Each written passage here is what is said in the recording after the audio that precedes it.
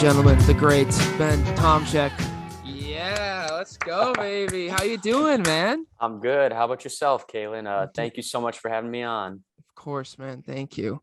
I thought we'd roll right into it. So, a pretty interesting situation comes to is kind of press release yesterday with the raid that President Biden authorized Yep. against the Islamic State in northern Syria. Hmm. Thought maybe we'd even start off, but go watch the interview a little bit. Yeah, absolutely. What's I'd be going? happy to dissect that and talk Let's about what's dissect going that. on in the Middle East. Crazy stuff. Hmm.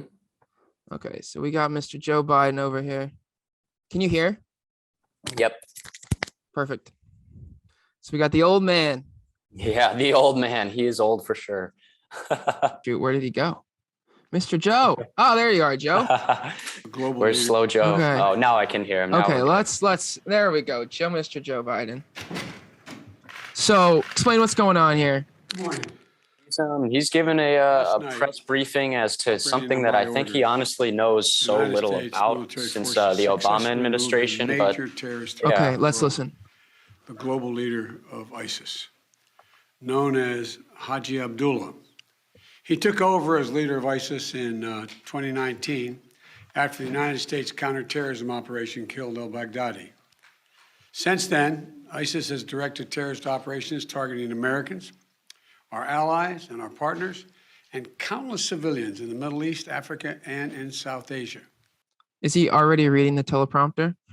Yeah, he absolutely has no idea. Yep. He's staring at a screen right now. So what is he explaining right now? He's he just talked about the transition of power that ISIS had between Abdullah and the previous leader, as they said. And it's kind of interesting because about a year ago, people said that ISIS and ISIL altogether no longer existed. And now, once again, we're seeing a stronghold across the Middle East. And he's talking about how, we had this raid. And first and foremost, there's been a lot happening between Syria and Yemen pertaining to airstrikes. And there was a massive prison outbreak that freed many Islamic extremists across Syria and both Yemen. And it's kind of been a war that we've been engaged in, obviously, since the war on terror under the Bush administration. And before then, we've been in the Middle East since the 1950s, 60s under President Truman. So really, how do we get in there? Well, unfortunately, we engaged in the Cold War for far too long, and through that, we engaged in proxy wars, which involved in recruiting the Mujahideen in the early 1960s. And so Russia obviously has always wanted to conquer massive amounts of land, and they viewed Afghanistan and Iran and provinces and states like that. They had so much oil that Russia wanted to gain access to.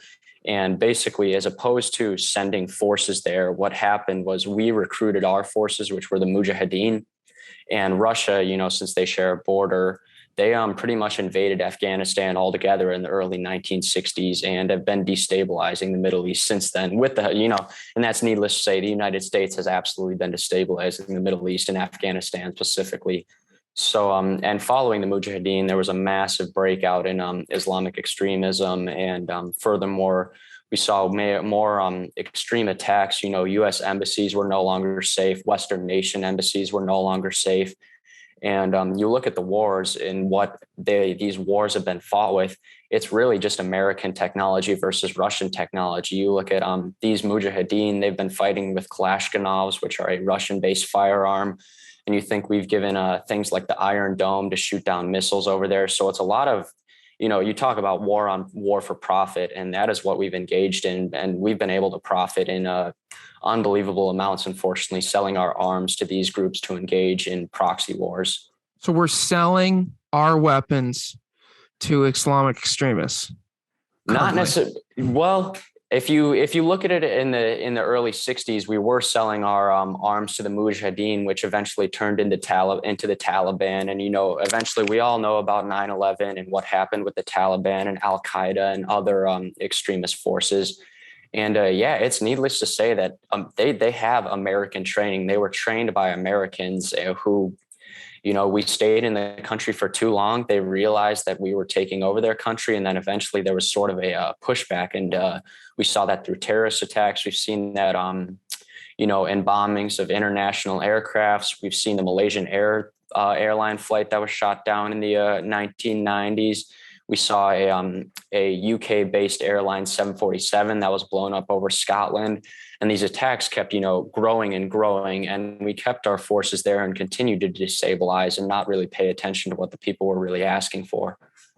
So it's been a long time since the Middle East has been at peace, you could say. Absolutely. Yeah, absolutely. So why is the Middle East the contentious battleground constantly for the past half century? Unfortunately, there's a massive lack of democracy. There's a massive lack of a lot of human rights. You look at what Islam, at least Islamic extremists and what they believe on. It's very anti-feminism, anti-LGBTQ.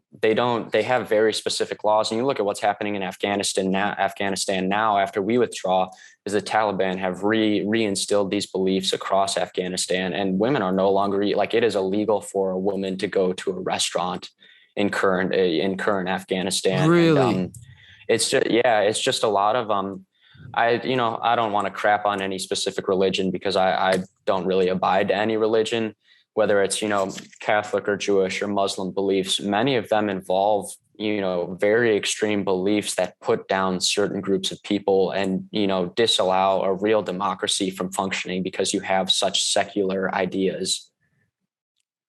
Amazing. Let's, should we keep watching a little bit?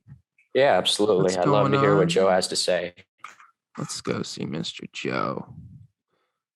Okay. Can you hear? Haji Abdullah oversaw the spread of ISIS-affiliated terrorist groups around the world after savaging communities and murdering innocents. He was responsible. So he's referring to the current leader at the time of the new who took over ISIS. Okay. For the recent brutal attack on a prison in northeast Syria holding ISIS fighters, which was swiftly addressed by our brave partners in the Syrian Democratic Forces. He was the driving force behind the genocide of the Yazidi people in northwestern Iraq in 2014. Are you familiar with that event of the genocide that he's referring to? Would you mind rewinding a couple of seconds? Yes. Actually, I'd like to rehear what he said. Syrian Democratic fighters, which was swiftly addressed by our brave partners in the Syrian Democratic Forces. He was the driving force behind the genocide of the Yazidi people in northwestern Iraq in 2014. Oh, the Yazidis, yeah.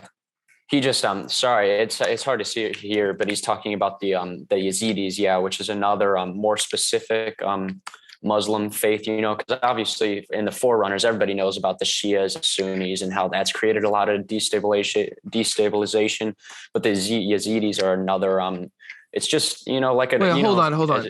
Explain these groups. I don't think very many people probably don't know what you're talking about.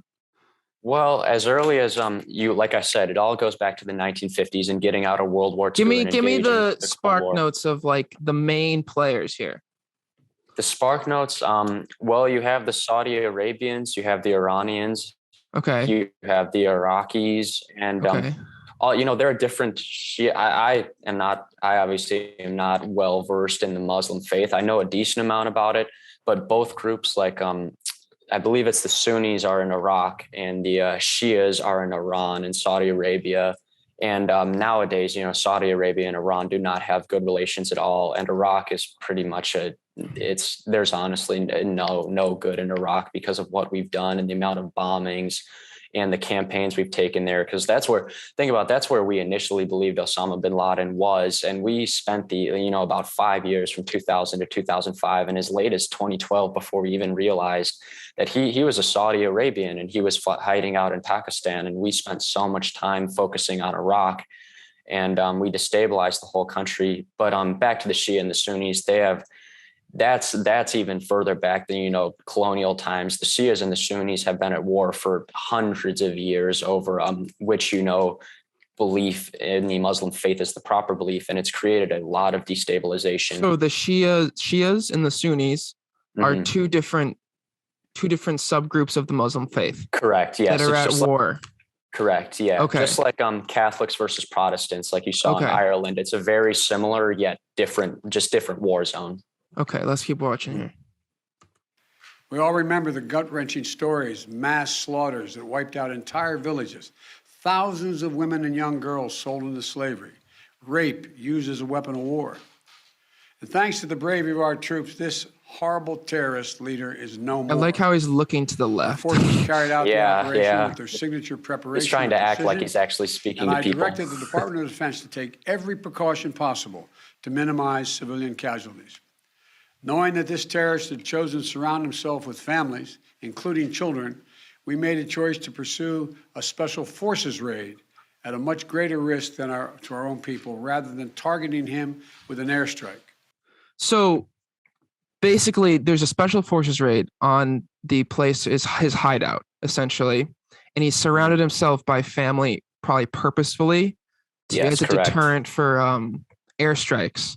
Yep. And so, what is the difference between an airstrike and a tactical raid, for like a U.S. military member? It's reducing risk, because now more than ever there's a massive spotlight on whenever the United States is involved in airstrike offenses, and we saw it after we withdrew from Afghanistan. Is there's so much it increases the risk of civilian life ending by tenfold. You drop a missile, you have no idea who could be in the vicinity at the time outside of basic intel. If you send in actual manpower, of course you can't, you'll never know the difference between an ISIS member, between what might just be a practicing Muslim, unfortunately, and that's what's created so much turmoil and war as well. But you're much more able to determine the target and determine who the correct target is. That's more, why there's such a pushback on airstrikes and stuff like that, is because airstrikes are what kill civilians. And airstrikes are, what level buildings, what destroy entire families. And that's what you see so specifically in Palestine and Israel right now is it's not as much ground forces fighting anymore. It's Israelis and Palestinians shooting rockets back and forth at each other. And it's creating massive amounts of loss in civilian life. So I think that's more why he's choosing to orchestrate the attack that way, because it could have easily been just as successful dropping some kind of bomb or a drone, drone striking the terrorist or building that he was at. But like I said, you risked the civilian casualties tenfold.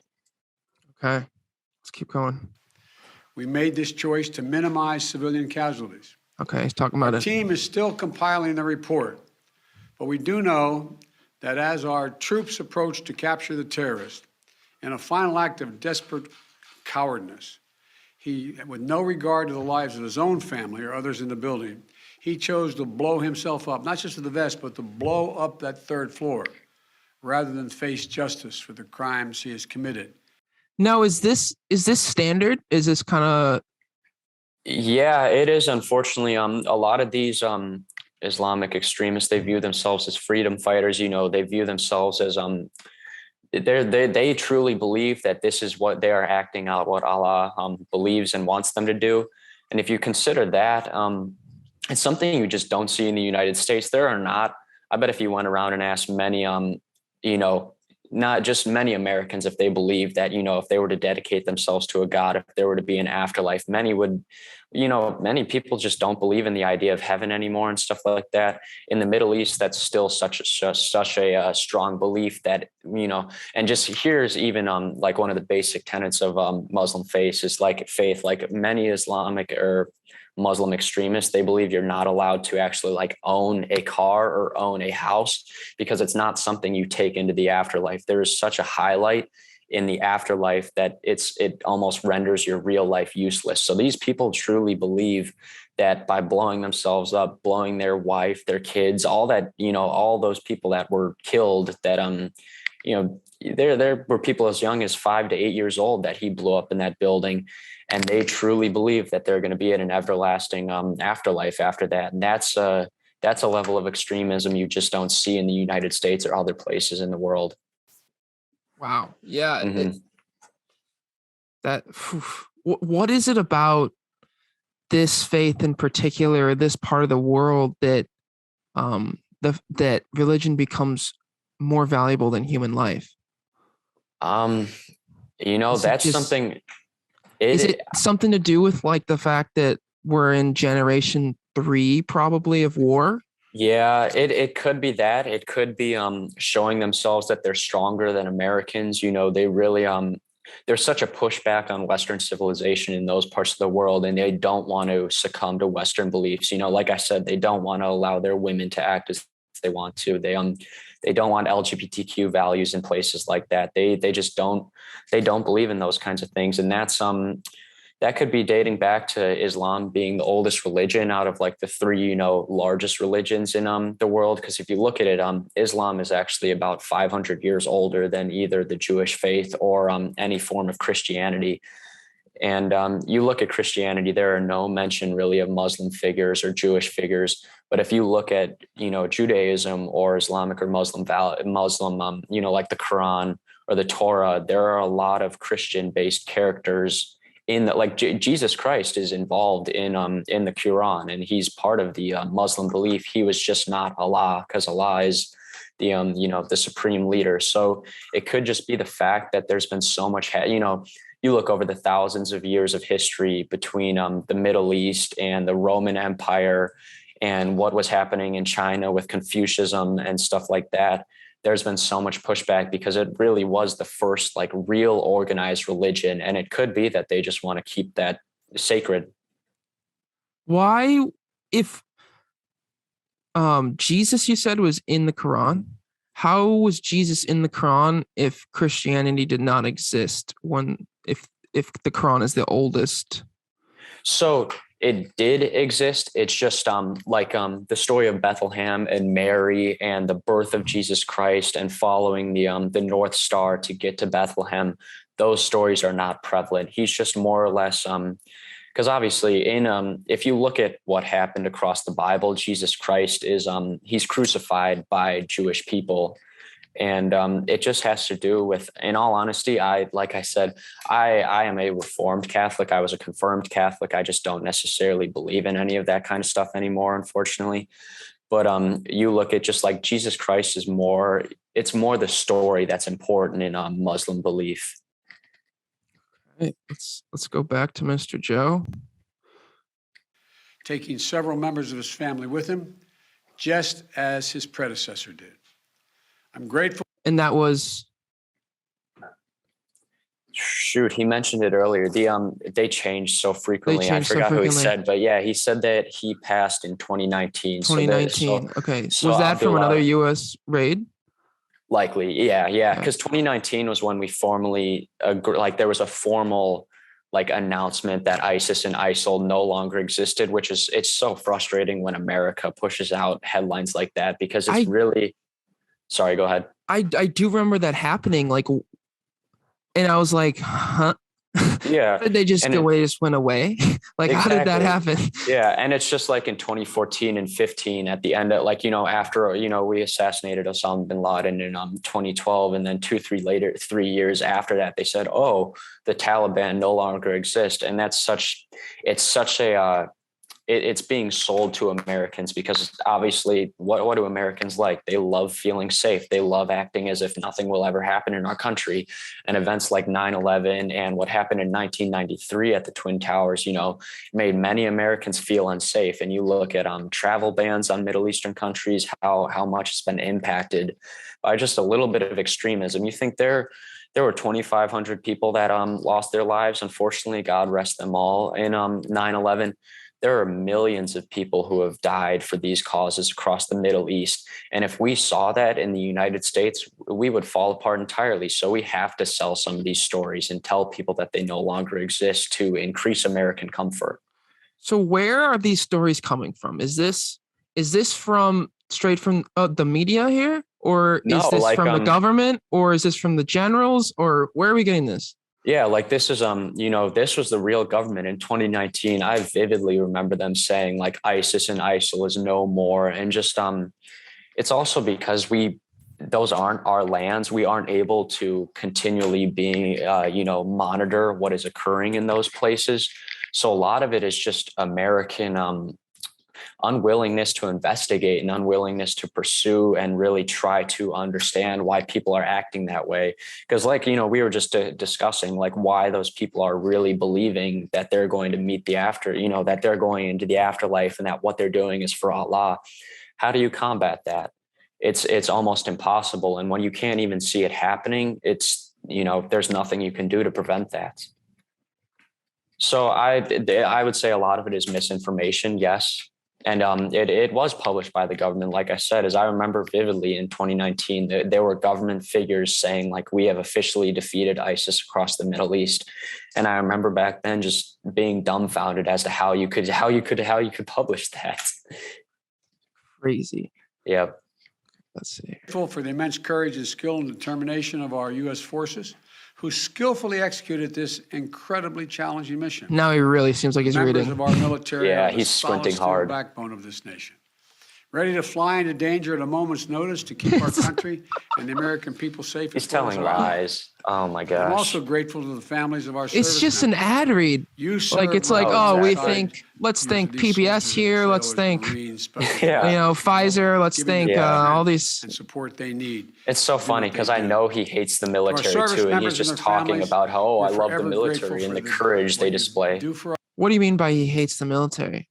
Well, Joe Biden, you look under Obama's administration, he was one of the very few under the Obama administration that didn't want to carry out the raid that led to the death of Osama bin Laden. Really? Joe did not want that raid to go out. He did not want us in Pakistan because that's where we killed Osama bin Laden, and he did not he was very against us ever being there. He has a son did his son die, right? So he has and then he has, I believe, 2 sons that served. And unfortunately, Hunter is the one that's still alive. And Hunter, unfortunately, he struggles with pretty crippling addiction, I believe, from what he's seen overseas and fought for.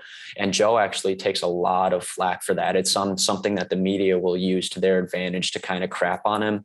And I think picking on anybody who's been, I discussed this with someone else recently, is that a lot of people are tricked into joining the military, because they don't believe they're, you ran out of options. You don't have anything else that'll support you.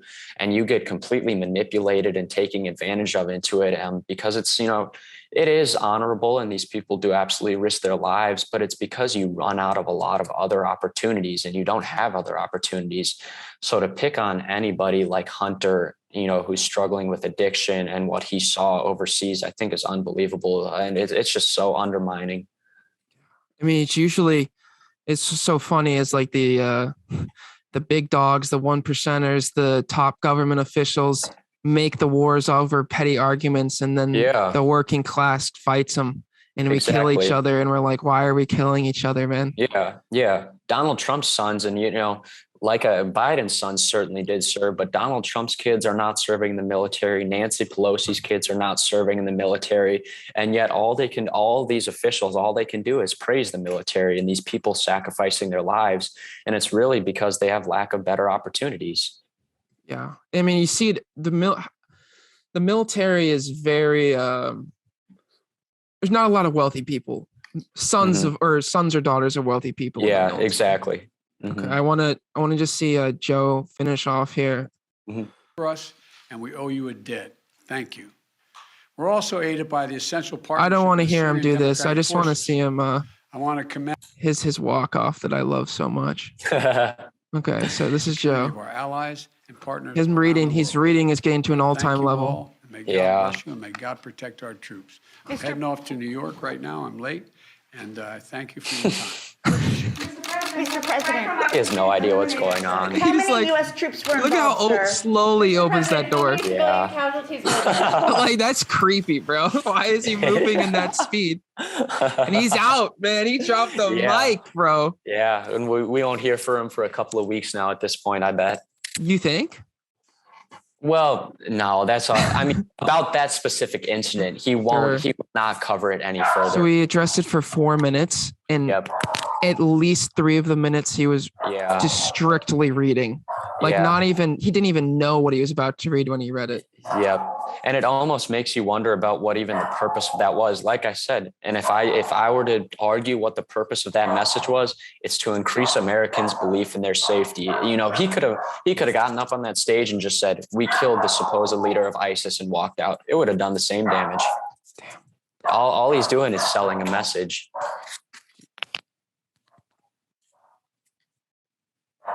Do you want to try to quiet the dog? So sorry. Yeah, I'm so sorry. There's somebody outside my balcony right now that I can see. This is going. I'm gonna go close the window in there. Just give me 1 sec. I'm so sorry. No, you're good, dude. You're good. We'll cut it out. Okay. Yeah. No, totally, man. We're good. No, you're good. Okay. Let's fly, baby. All right. Let's go. So there's these. So clearly, there's a rise in Islamic extremism in the Middle East. Like, is this a direct result of the United States pulling out of Afghanistan?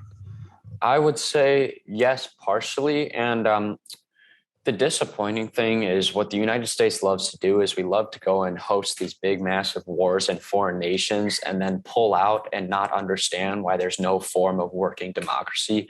And that's exactly what is occurring in Afghanistan. Like, you look currently, like, even people are saying, like, oh, this isn't the same Taliban as we were dealing with in the 2000s, the 1980s, et cetera.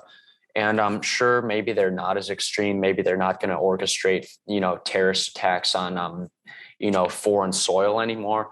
But they undeniably do not have the skills or the basis to really orchestrate and run a country. Because you look at right now, the Taliban has been pleading to the United Nations. They are struggling with, vaccines. They don't have enough vaccines. They have one of the highest COVID death rates across the entire world. Really? Yeah, they extreme lack of clean water, extreme lack of constant power. You look at people being diagnosed with conditions such as cancer or heart disease. There simply is not the support that you have in a country like France or the United States or Canada, et cetera. So it is undeniably it's undeniably because the United States has withdrawn.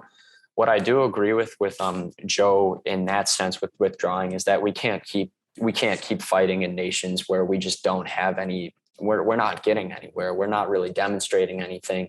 But the thing that disappoints me the most with the withdrawal is, like I said, is we didn't even try to, build an infrastructure. We left all of our, you saw the videos of the Taliban with plenty of American gear. Like, they had we left a lot of American aircraft and gear. And like I was saying, in the 1950s, 60s, how we were selling them our firearms.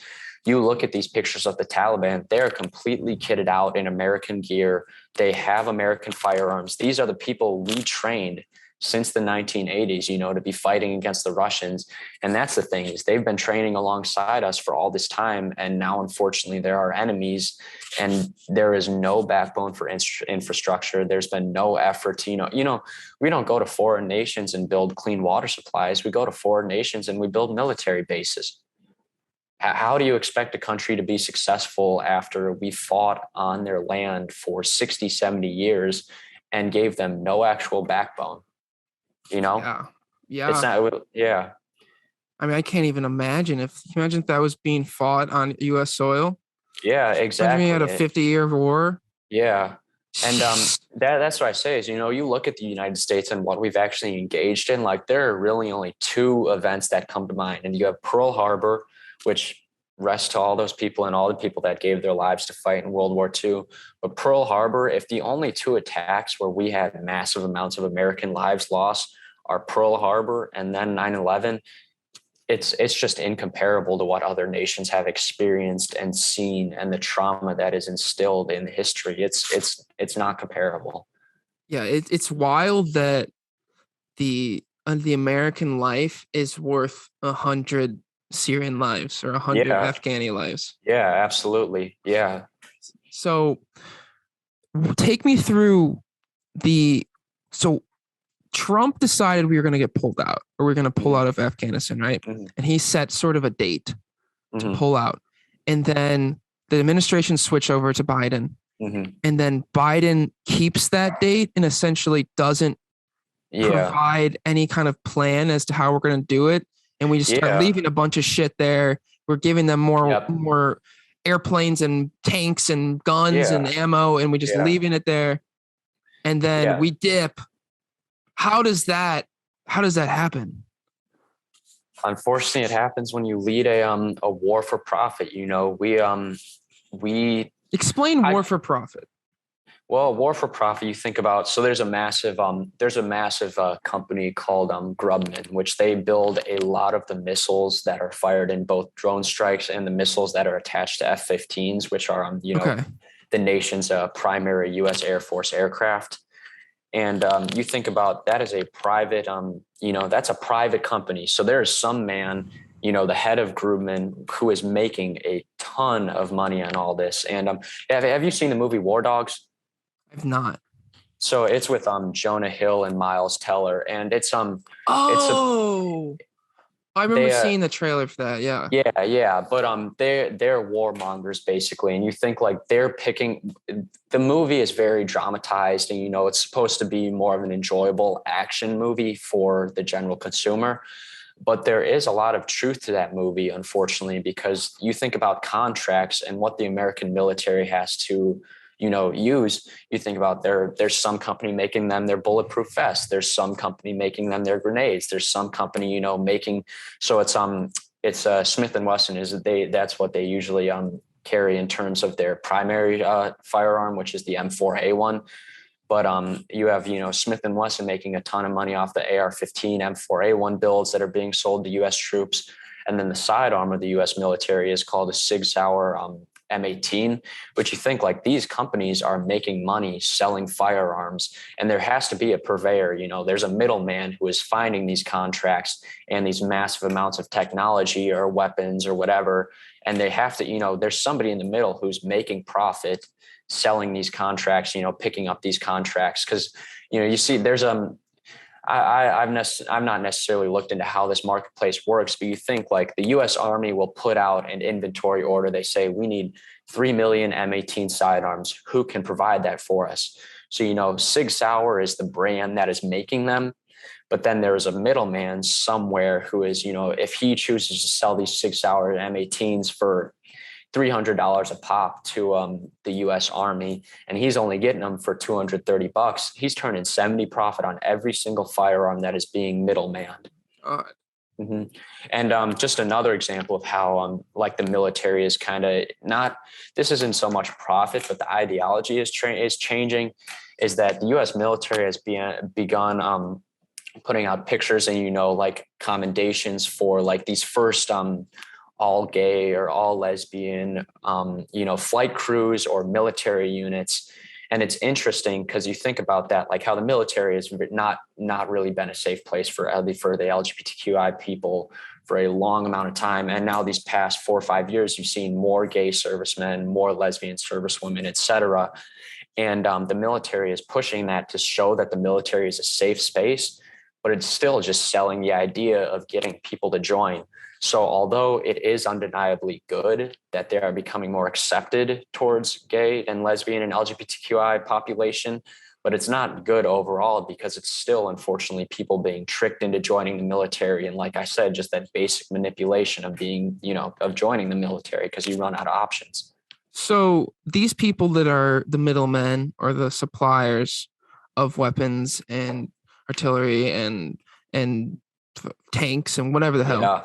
So these people, are they lobbying government officials and the president and the Senate and the Congress in order to keep this war going? Yeah, exactly. And how are they doing that? I mean, honestly, they're not even doing it. We do it to ourselves, and other nations just trick us into engaging. You think you look back as a great, something that, you look at the Vietnam and the Korean War, where everybody regrets it and everybody knows they were both bad wars and something we shouldn't have engaged in, is the United States loves to prove our, our massive nation and we're such a great place and whatever, and this, that, and the third. And we discussed this in my international relations courses, is that at some point there probably will just be a single global true superpower. And right now, more than ever, that's what America has been working to prove, is that we were in Korea fighting the Chinese. We were in Vietnam fighting the Russians and the Chinese. We were in the Middle East fighting the Russians. It's never been like the United States versus the Korean people. It was always the United States versus China or the United States versus Russia. So that's kind of the problem, is that you look at Russia and China, they love having massive amounts of lands. They love having their resources. You look at the former USSR, which was, 18, 20 nations, of which they had every single resource that they possibly needed, whether it was plutonium, methane, butane, gasoline, ethanol, any sorts of that. The United States has never really had access to like rare metals or oil outside of, you look down south in like Texas or in some of the northern parts of the country. So it's always been, looking for resources. And that's why we perpetrated these wars for so long, is that they won't tell you it's a war for profit, because it's always going to look like a proxy war where it's the US versus Russia or US versus China, almost exactly what's seemingly about to happen in Ukraine and what happened in Kazakhstan a month ago. Okay, so the Biden administration decides that we need to officially pull out of Afghanistan. And when was that again? The date was August 18th. And August we were supposed 18th. to be cleared out by like We were September supposed to, we 9th had been, or 10th. okay, so how did that process go and why was it so ineffective? I mean, the process went in that we had to clean shop. So you think first and foremost is that the objective is to make sure that nobody gets their hands on American intel or technology. Of course. So what I like to imagine is you think about like these bases, they probably went through a process of burning a ton of paper. This is like SpongeBob. Yeah, exactly Brain, like burn that. everything. Yeah, they're Okay. burning everything. They want to get rid of it. They want no evidence of us being there. And then you saw, so like I talked about earlier, you saw those videos of the Taliban with these American aircraft and things like that. And there was no real way to remove these massive forms of American infrastructure from being there, like our tanks and our aircraft and stuff like that. So we simply decommissioned, which really doesn't do much because anybody can be a mechanic at the end of the day. And it really, I guarantee that eventually the Taliban will be flying American aircraft, if they aren't already. And so we just took these aircraft and we like pulled some wires and then we're literally, and then we're like, yo, I mean, I guess have it. It's like, yeah, how many $25 million airplane, whatever the hell it is. Yep, exactly. And you think about like probably way more than that. Profit, yeah. And now, so what's going to happen if we decide to go back to Afghanistan in 10 years? There's going to be more aircraft sold. There's going to be more M4A1 sold. There's going to be more tanks sold, continuing the war for profit ideology. Wow. Mm-hmm. And so we're pulling out of Afghanistan and we don't really have a plan as how we're going to do it. And then all of a sudden there's a power vacuum in Afghanistan. We leave and now Islamic extremism is just going back and filling that. Exactly. Yeah. We created a coup in itself, like we created no real way for an Afghani democracy to be successful. It's just impossible. And so is this area of Earth just like going to be accepted that it's a shit show for? I honestly don't know. Is any other country wanting to go into this, or everyone's just like Russia? I could imagine Russia wanting Afghanistan because it's kind of debated upon whether or not Afghanistan was a real, USSR territory. But since they are so close to Russia and since there's a lot of resource wealth, it could be seen that Russia might want to take over Afghanistan and take over. Yeah, and it would be very easy for them to do so. And that's the thing is if Russia were to enter Afghanistan again, we would go back there as well. And that's all it would take. And that's the disappointing thing is, like I said, is now the Taliban are talking with, the United Nations. There are real talks, there are Taliban spokespeople going and meeting with world leaders and trying to be successful in this. And it's just, I don't honestly see how we're supposed to, how you're supposed to function with that. There are literal no women's rights in Afghanistan. How that can't be happening. And so back to the tactical raid. So we kill this leader and we create another power vacuum. And then what happens then? The next craziest man steps up. We thought it was all going to be over when Osama bin Laden was killed. And that was such a big trick. It's just a message being sold to make Americans feel safe, I mean, okay. It's like if we killed Biden, America doesn't stop existing, right? Yeah, exactly. It's just the next craziest man is up. The next crazy 1%er is up who can sell a message. So, I don't know. I've always had the theory that stuff is going to get worse in America. And, obviously looking at 9/11 and what came of it, I don't know how there isn't, unfortunately, more cases of extremism in America. And you look at, you had 9/11, and then I don't know if you remember, it was 2015, the San Bernardino retirement home shooting that occurred. They said those were extremists as well. And there are small cases all over. And I wonder how it's going to continue, and if these cells are going to continue spreading and will destabilize other countries. Because you can only prevent like the Trump travel ban. It's such a mundane thing because it doesn't actually prevent terrorism, because terrorism is the message spreading. It's not the people. So you think Trump banned about 15, 20 countries people's worth of they couldn't get in the United States altogether. They couldn't immigrate. So that was like Syrians, Iranians, Yemeni, many of the nations that are destabilized. And Trump was like, you guys just aren't allowed anymore. And I disagree with that so heavily, because the extremism and terrorism is an ideology. It's not a person. There are many, many good people. In fact, if you look at like Yemen or Afghanistan, probably more than 50% of the people are anti-extremism. It's just the problem. If they vocalize that, it will result in them being killed by whatever extremist force is in, there. So people are like, oh, we don't want Middle Easterns in the United States. And I think that's such a BS statement, because many of them are good people and probably better than most Americans have in terms of values. Yeah, that's one of those things, man, is people that are like anti-immigration and all this is like, dude, have you ever met a Mexican man? Like, they're the hardest working motherfuckers you've ever met in your life, dude. Exactly. And they get all the blame for every single, like Trump viewed every single one of them as part of the cartel, or, drug dealers or rapists or whatever. And that's such bullshit. Because most of them, dude, like drive 5 miles under the speed limit because they're like, if I get caught, dude, I'm fucked. Yeah. I remember hearing a story. I met this random girl on the side of a cliff in Southern California. Ooh, that's a dream story. Yeah. No, but this girl was a traveling nurse. And so she had worked in the central coast of California and then Los Angeles and was going to San Diego. But very good money, traveling nurses. Yeah, crazy. Yeah.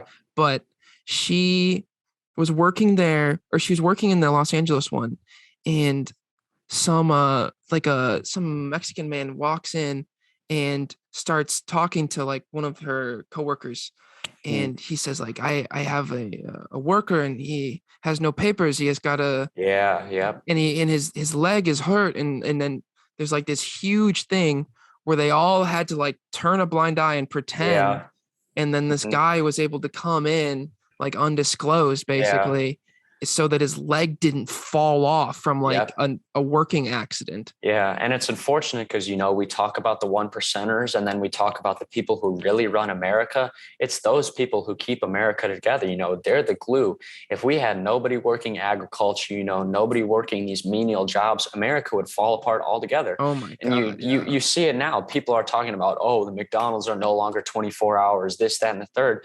And people don't realize how many problems it really creates, and how, the one, like I said, Trump was all for this wall. And it's so disappointing to even think about that. That was the forefront of his whole presidential campaign was, like, we're going to build this wall. It's going to reduce crime in the United States. Building a wall doesn't do shit all. Like you have to actually get to the people, and, you have to talk to the criminals. And there are so many American criminals to begin with. We don't combat crime in America. And we're talking about, we need to stop Central Americans, South Americans, and, Hispanic, any Latinos from getting in the United States because they're all cartel rapists, this, that, and the third. That's so stupid. It just when people argue that and argue for things like that, it's beyond me. Because here's the thing is, you look at rape rates in America, it's white men. It's not Hispanic or Latinos or Middle Eastern people. You look at who is doing all the rape in the United States, it is white males. It's a power thing. Yeah. Probably. I mean, exactly. It could also be underreported amongst minority groups. Absolutely. Less. No, I feel like white women have more of a a platform. a platform and or of like a power definitely over, a Mexican woman. Yeah.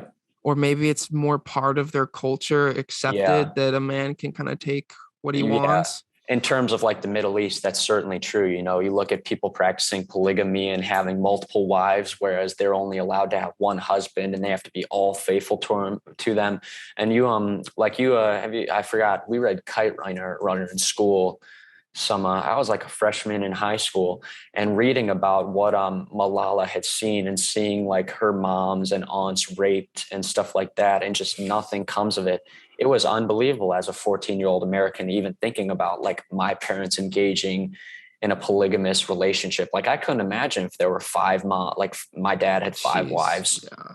It's unbelievable. And you talk about like those kind of beliefs that are in the Middle East that we have to combat, and instilling democracy and real monogamy. It's just how do you combat that? It's so ingrained in their culture. Yeah. I remember hearing I was listening to a podcast about there's a certain area of the border, the US-Mexico border, where there were so basically there would be these kids that have to be under 18, and so these kids are like basically guide the hands of people that want to go across the border, and they make exuberant amounts of money. So they live in the border town on the Mexican side, and then once a week they'll just take a group of like 10 people across the border because they're nimble and quick, and because they're 18, the United States cannot do anything about them. So twice a month they'll get captured. They're like homies with the people that are capturing them. They're like, yo, what's up, dude? See you next week. And then they come back, go across the border, they get their thing, and they do it again. They make another $500, another $1,000. And then these guys are the richest kids in town, and they're 17. And then all of a sudden they need to make a choice like, oh, what do I do with my life after this? Like, and they're probably tricked into joining. They're screwed. Yeah, exactly. And then unfortunately what happens is, they're not able to get a citizenship or something like that, excuse me. And, they'll only end up worse than if they were just allowed in America.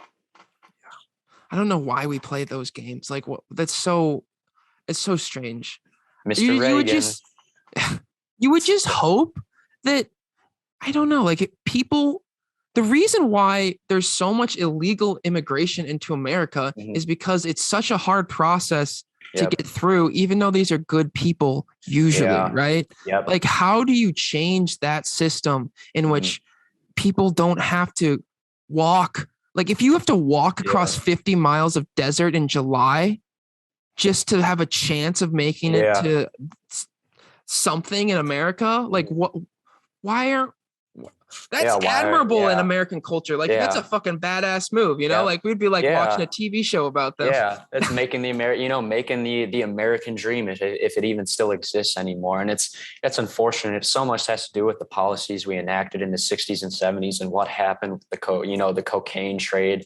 And that's the thing, is so many Americans, they associate the cartel and cocaine just with Latino people, which is not true at all. The reason cocaine ever even came to the United States is all thanks to Ronald Reagan and what was happening with the CIA, and more of us trying to fight Russia and keep Russia out of places like Nicaragua and Cuba.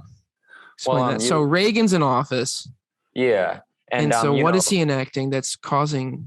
So it's not even necessary. Well, first and foremost, Reagan enacted many policies that were very harsh in terms of your sentencing for, getting caught with drugs and stuff like that. Gotcha. But it's more the CIA that Reagan was, commandeering throughout the 70s, is that a lot. So, you look at Nicaragua, which is we backed a people called the Sandinistas. And, one of the main faucets of communism is fighting back on it's the people's government. You want to fight back on the 1%ers, et cetera.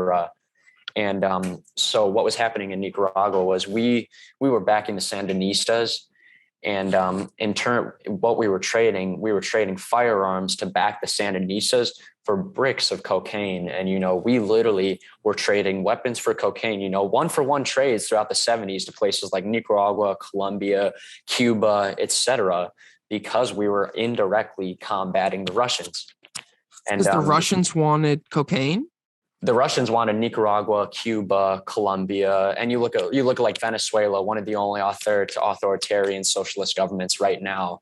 Russia wanted a lot of Central America, and it's not even. Sorry, I shouldn't be saying Russia. It's more the ideology. Is that like I said, one of the main faucets of communism is that every communist government starts with a coup and a revolution. So what these people realized was that, like in places like Nicaragua and Cuba and Colombia, is they realized that these people, like our 1%ers here that we all hate, they were just tired of having to work for such menial jobs and not have any kind of real resources, no clean water, electricity, education.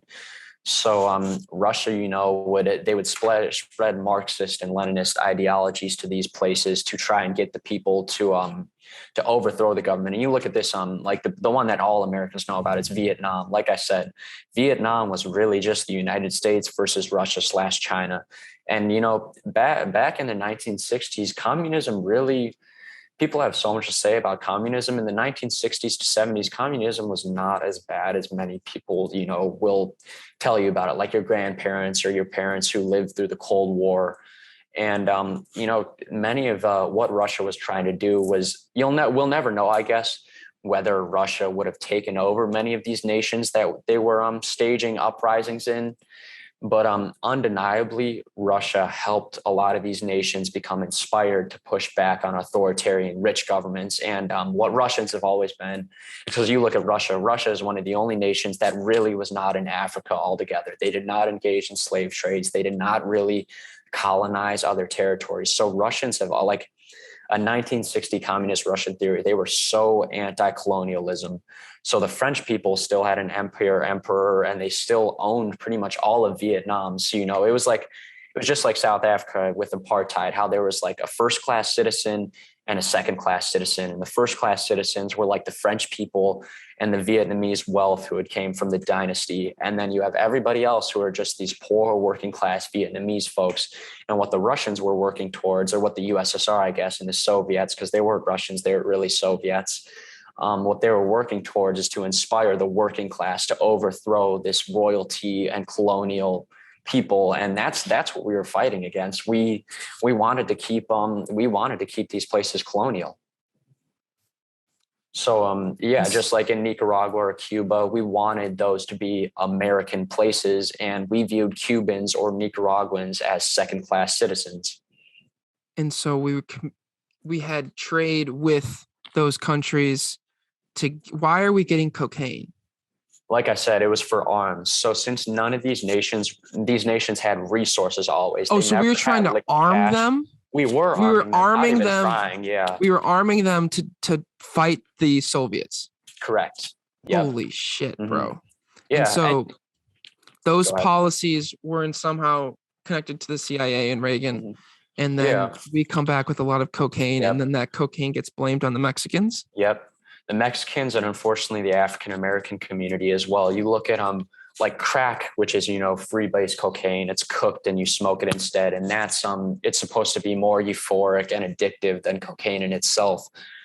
It was white Americans teaching people how to make crack cocaine, because you think we were bringing cocaine back here, and we realized that cutting it with baking soda would increase the quantities and increase the addiction levels. So we flooded places like LA, Chicago, Philadelphia, Miami. And, you look at the middlemen, it was usually whoever the wealthiest dude in these areas of poverty were. And there were definitely CIA operatives who were selling bricks of cocaine, and they will never know their names. They'll never be written down in history. But it was the American government who pushed cocaine onto American civilians. Jesus. Yeah. And so, what is the current process for an immigrant to get into America, maybe specifically a Mexican? Like, how hard is that? And what is the deterrent? Why is it so difficult to get in?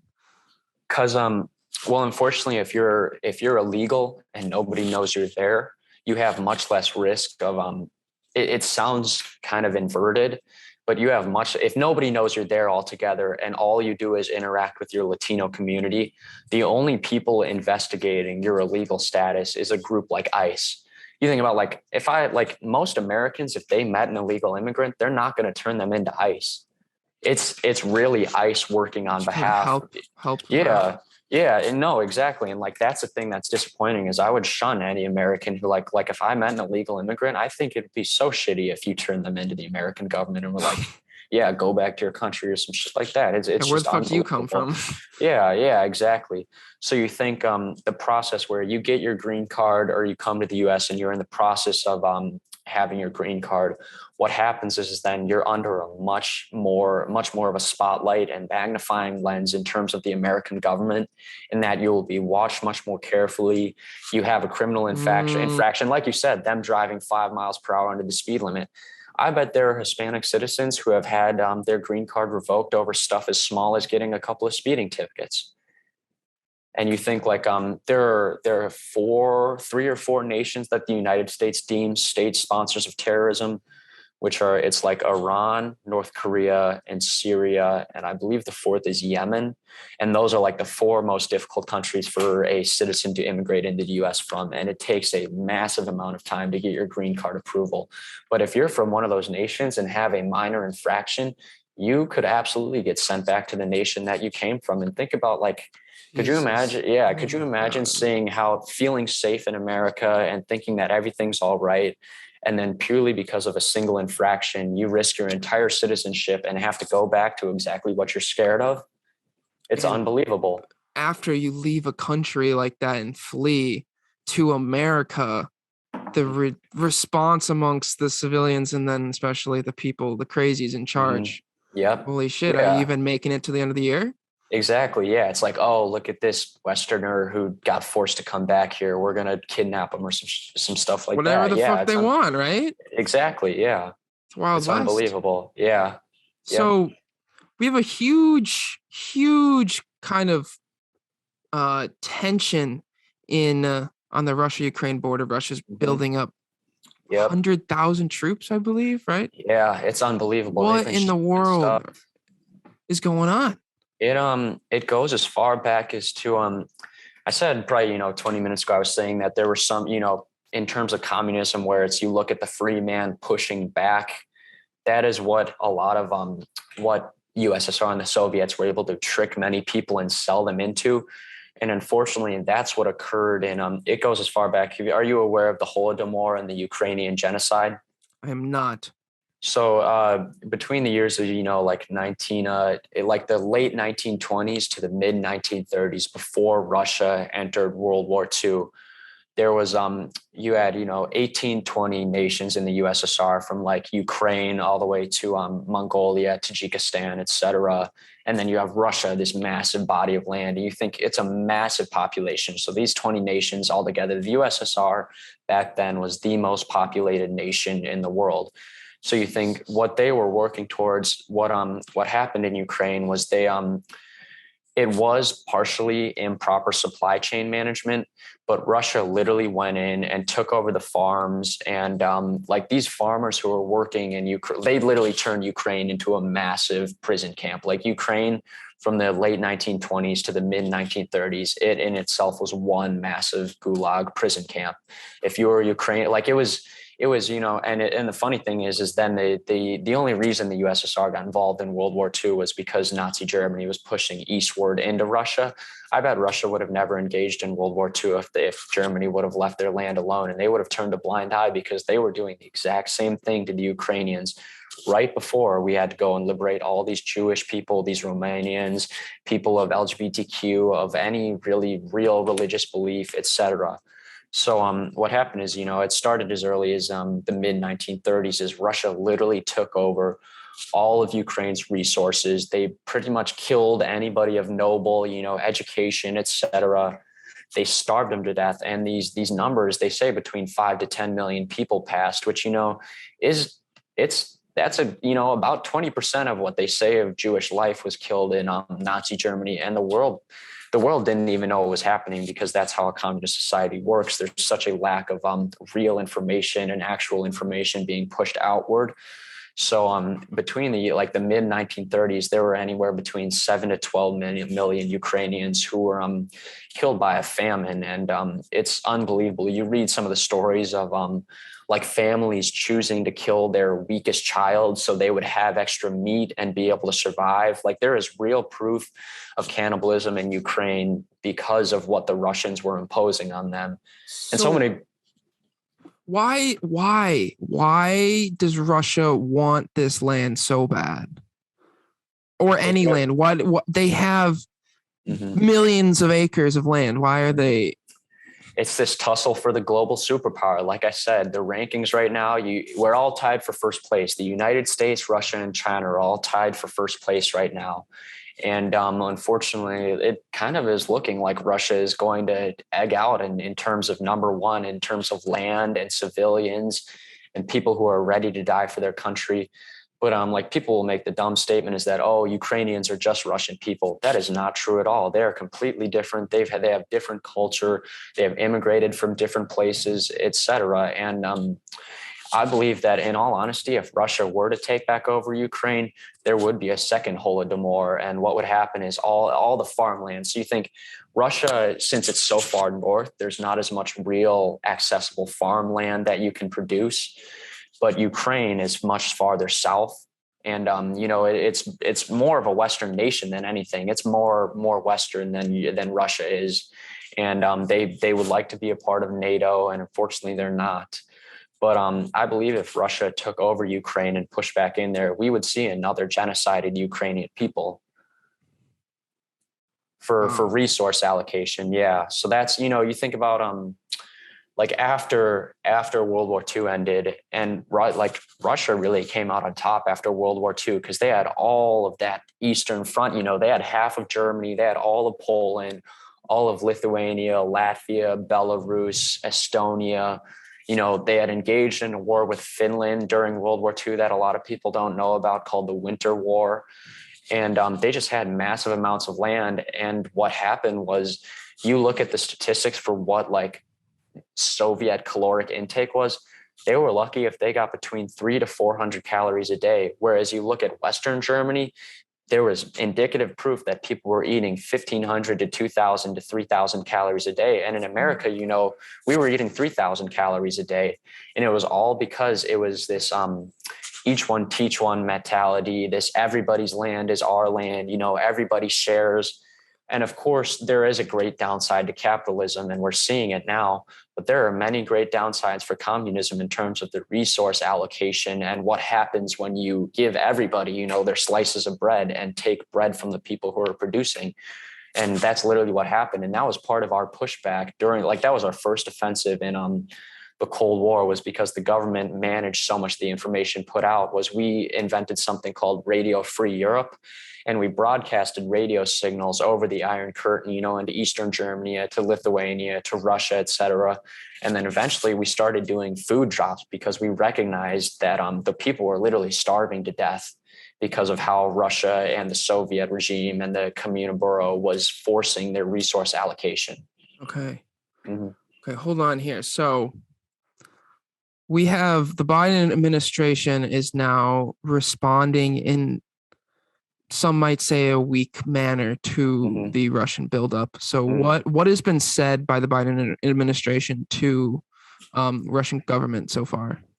Well, we've been threatening them with the ever so stereo, we're going to place sanctions on your nation, this, that, and the third, which in all honesty does nothing, because Russia has all the resources they've ever needed. They have, plutonium, they have all these rare earth metals, they have oil. They certainly, they have land to grow, et cetera. They have about 5, 6, 7 other nations that they control. So it's really just a threat of nothing, in all honesty. I don't think Russia would care at all if we placed sanctions on them or started taxing our goods higher or stopped shipping our products there. So it is a very weak threat. But the thing that has happened, which is intriguing, is that there is a little bit of trickery in that we sent both Lithuanian, Latvian, and Estonian forces and Finnish forces are in Ukraine right now at the border. And they're all members of NATO. So, part of the NATO pact to prevent another Nazi-like regime from ever occurring and taking over and producing a genocide. was that you have about 20 countries in Europe and, the United States, all part of NATO. And we engage in a thing called R2P, which is the responsibility to protect. And we signed that in, right after World War II ended. And so basically, Ukraine, like I said, they're not a portion of NATO. But since now there are Lithuanian and Latvian and Estonian forces there, if any of those forces are engaged with Russia, we as a nation are forced to engage with them. So we're setting it up so that we can go to war with them.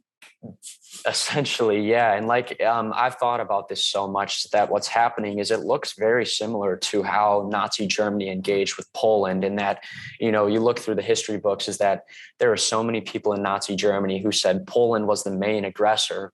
But really what was happening is Nazi Germany kept crossing the border and kept going in and then pulling out, that eventually Poland engaged them and gave Nazi Germany a reason to attack.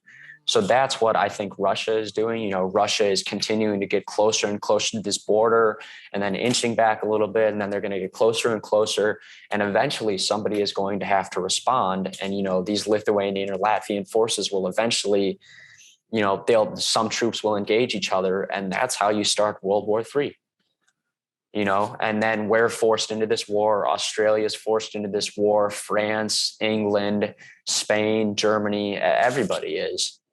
So then it's everyone versus Russia. Everyone versus Russia, China, North Korea. So Russia and China and North Korea will be on a Those would be the big three. And then there are many small, like I said, Venezuela is a socialist authoritarian nation who would definitely backs Russia. It wouldn't be that impactful, but like Venezuela would be one. Angola is a former communist nation, which that's an African. It's southwestern Africa.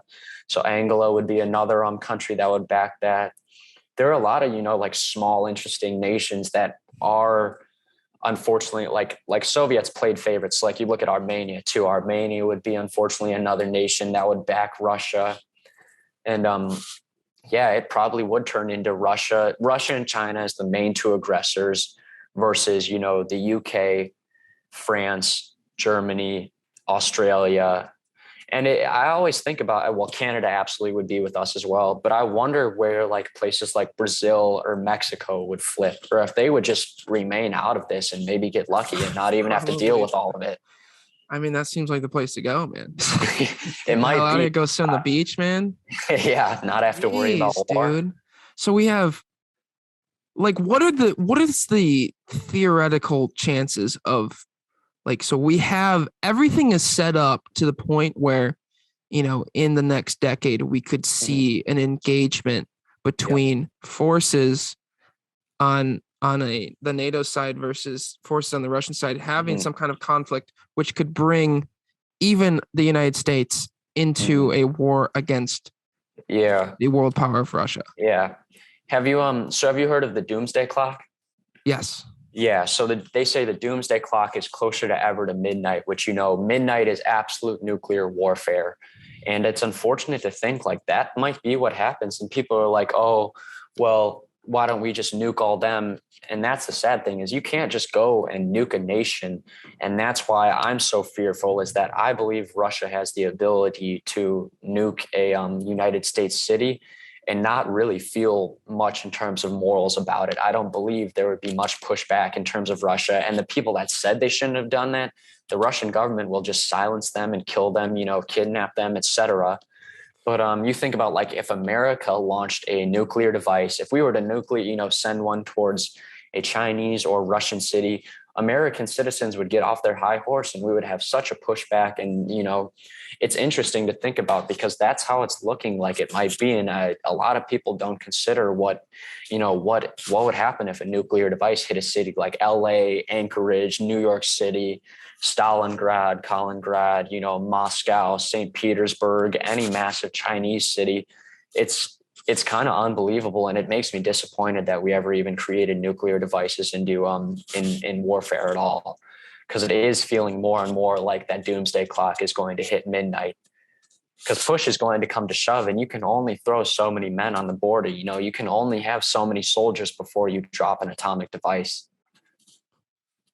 Lord. And then I feel like in an atomic war, Russia probably has an advantage in that, like you said, Yep. the people are silenced and they have Yep. no real political power. Yep. And then also Russia is absolutely massive. So Yep. we can have military leaders and groups Mhm. in a country that's Yeah. ridiculous in scope and unreachable to the United States based off of basic Yeah. geography and climate that we couldn't even Yeah. like do anything about it basically. And Yep. the thing about United States is has a lot of cities. You look at a lot of other countries, like you look at Peru, it's got Lima. You look at Argentina, it's got Buenos Aires. You look at Brazil, it's got Rio and Santiago. It's got a couple, but not like the United States. The United States has 25 major cities. Yeah, which with is populations with of more than huge 1 million populations. people. Yes. To the point where like, we couldn't just hide anywhere. Like there's not like Exactly. Yeah. And then you think about like the Cuban Missile. The one thing that there is to think about is that the United States does have our own nuclear devices placed in portions of Eastern Europe, places where NATO exists. Like we do have nuclear devices in Latvia, Lithuania, etc. But in terms of accessibility, like you're saying, it would be much easier for Russia to get at us than us to get at Russia. Jeez. Yeah. And I think exactly what you said, the political side effects of America even engaging would be absolute chaos within our own country. I don't know if we could organize like we did in World Wars. Can we afford it? Can we afford to go through another Great Depression? I don't know about you, but I don't feel like waiting in line for bread every morning at 4 a.m. Jesus. Yeah. That would not fly, bro. Yeah, exactly. Like the amount of what we're pushing right now is like, we want LGBTQ rights, and you're like, wait, actually, we want bread. Like what? We would go completely reversed. Yeah, exactly. Holy shit! And then this is what all these countries are facing, man. The war-stricken countries, the disadvantage of them in an economic system and a political system, and just being so unstable is they're looking for bread. Yeah. We're looking water. We're looking for a job that pays us 6 figures in a dog. Like this is a completely different ball game here. Completely different. Yeah. And so you look at Venezuela right now, it costs $60 to $70 to buy a bag of dog food because of the authoritarian socialist regime that is there right now. Like even this is going to sound funny, but even things like condoms are an actual first-class thing in Venezuela. Like people do not have access to them. Just like general stuff like that, and many medications, antibiotics, etc. Like we think about how expensive medications are right now. I can't imagine where medications would go if we were forced to engage in an all-out war. Jeez. I was seeing something in Venezuela, and so the rate of inflation is absolutely out of your mind bonkers. Like you're paying, every 5 years they have to cut off multiple zeros off their currency just to keep it from people carrying around buckets full of money to go buy a loaf of bread. Like that's how ridiculous it's like. It's million% inflation, billion% inflation. Yeah. Absolutely insane. There's no possible way to save money. You can't. And it's also communist regime, socialist regime, and more socialist, but the country is, it's sponsoring jobs basically, and all these people are given a job, but the jobs, because of the rate of inflation, do not pay for jack shit. And so, but what was interesting about the piece was that they have a kind of like an Uber system. So basically they pick up travelers from the Venezuelan airports, and it's a privatized industry. So that these Uber drivers essentially are making 10x a doctor in Venezuela. That doesn't absolutely ridiculous. That is funny. It's the most luxurious job, unless you're the leader of Venezuela, to be an Uber driver is the highest you can get. Yeah, that's unbelievable. I couldn't imagine that. Yeah. Yep. And now you look at like everywhere in America now, like I've seen signs outside of McDonald's. Some McDonald's are starting at $15 an hour plus. Like those Venezuelans, Nicaraguans, Cubans, etc. They would love to be here. I mean, that is one thing that's changed. Is like I feel like we, like 5 years ago we were like, okay, you can make $8 an hour, and that's like okay. And now all of a sudden, since post pandemic, since no one is really wanting to take these jobs, or not no one, but like there's a huge gap in the workforce, and all these people are hurting for employees. The rates that people are getting paid are like 2x it was a decade ago. Yeah, like it's unbelievable. I've saw McDonald's in Oregon starting at 18 an hour, dog. Taco Bell at 17. Yeah. Like what? And you'll get hell? like benefits too on top of that. Yeah, or like $6,000 free school. Yeah, like yeah. Holy cow. It's unbelievable. And you know what that does? See, this is like the side effect of pushing the $15 minimum wage, is that the margins of a small business are so much tighter than the margins of McDonald's, the margins of Taco Bell, the margins of Arby's, any of these companies, of these massive billion-trillion-dollar companies, that essentially it's just like the small business can't afford to pay $15 an hour because they're only making, you know, $1,000 a night or whatever, and McDonald's is making $50,000 a night, or whatever the hell it comes down to. The point just like where there's just no margin, because McDonald's can buy everything for a quarter of the cost as your mom and pop shop. And then the mom and pop shop is still having to pay $15 an hour. And the corporations are like, okay, let's pay $15 an hour, because you know what happens? 10 years from now, we're not going to have any competition. It's going to be us and all the other corporations that can pay it. And that's it. Yep. I agree 100%. It's like my parents are from Wisconsin, and they both there's you look at our genealogy and history, like many of my grandparents and their siblings, they grew up on farms and stuff like that. You drive around Wisconsin, and every single farm you see, they'll have these small signs about support small farming, support small dairy and stuff like that. And these companies, these farms are gonna be non-existent in some time. And it's disappointing to think about. Like, you look at our food quality, like you compare our beef quality in the 1950s, 60s, 70s to our beef and like any meat quality or milk quality, egg quality now, it is incomparable. We jack our chickens with steroids. These massive corporations who can afford to buy the steroids, and these massive mills, they're going to destroy every single one of these small farms that is actually pushing an honest, good, organic product, Yeah, absolutely, man. I remember seeing something about chickens, and that when you go to the grocery store to buy a chicken breast, 20% of the weight of the chicken is salt water that they inject inside of the breast in order to get it, poof it up, make it look bigger, make it look fuller, give it juiciness. It's just salt water, and you're paying $10 a pound for salt water. And it's like you were saying, the mom and pop shops, you look at you remember back when there was those controversy about the chicken McNuggets, how they were filled with pink goo and this, that, and the third. And you look at, I'd rather buy my chicken nuggets from a mom and pop shop. I'm not eating McDonald's chicken nuggets. Like I'll get McDonald's, every once in a while, but I just can't do it anymore. Like, I sit there and I take my first bite, and sure, it tastes delicious, but I'm thinking, what the hell is going into my body right now? Oh my God. Yeah. It's wild still. I mean, I feel like there's definitely a transition to where people are a little bit more aware of this, even in, places in the Midwest or places. I don't know if the South is quite caught up yet, but but yeah, there's a little bit more awareness, but it's still like, oh, it's 2 a.m. Let's go get Taco Bell. It's like, good Lord, man. What in the world even?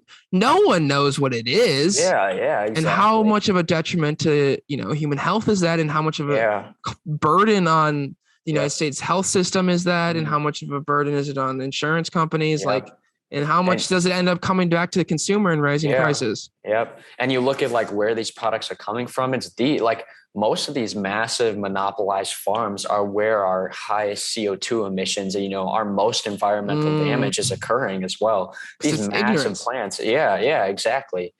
You'd be better off going and supporting these, these small farms in Wisconsin, where, they're less than 100 cows. There's only a couple hens laying eggs. Their environmental output is so much less than wherever any of these meats are coming from that you're buying from, Target or McDonald's, et cetera, Yeah, it's wild, because there's a little bit of I feel like misunderstanding, discrepancy, but if we raised our cattle or grew our crops in a natural way, if you were on a farm in the 1940s, you're growing apples, you're growing pears, you're growing carrots, you're growing squash, you're growing cucumbers, you have some cows, you have some pigs, you have some chickens, you got a rooster, and like you're chilling, and it's all you're making an ecosystem essentially. Yeah. And you're selling your animals. product at the you're selling your product at the farmer's market across people that you have daily interaction with, building relationships, keeping local business going. And that's something we've lost entirely. It really disappoints me. Yeah, my grandpa, he grew up on a farm, and he's like, yeah, it's just like the song, Old MacDonald had a farm. We had all these bunch of animals and shit on it. Yep. And then, we'd go down to the county fair and we'd sell our pigs. Like that's how it would roll. But nowadays, man, because it was so commercialized, like, you think about how much maybe the commercialization of the automobile or the commercialization of all these different corporations and streamlining everything. And when you streamline it and you create monocultures like corn, and you drive through, the middle third of our country, and there's 2 crops, corn and soy, for the entire 600 miles, you're like, this is weird, bro. This is more barren than the desert. There is two species in this entire place. And it's owned by like 5 different companies. Yeah. How much of a detriment does that have in our ecological detriment or environmental detriment or any of those things? And like, that's probably a lot. I mean, we say how, the biggest, worst polluters are often the people that have streamlined it the best. They're making the most money. They're the source of all these huge corporations like Target and McDonald's and Burger King. They're giving them all the food, but they have 10,000 cows in 10 square miles. And you're like, oh my God. Yeah. How does that even work? Yeah. And now like the acreage, like they say some of the most fertile American farmland is, around the Champaign, Illinois area. That acreage now, it'll sell upwards of $15,000 an acre. You can't afford that unless you are an actual monopoly. 15,000. Like if I wanted to get like, and what are you going to do with an acre? How many, you can't make $15,000 worth of corn with a single acre. It's impossible. Yeah. Because that was part of the thing, is that farms were getting subsidized by the government, and then it just threw off the supply chain and the demand. Like everything was just like weird, like to the point.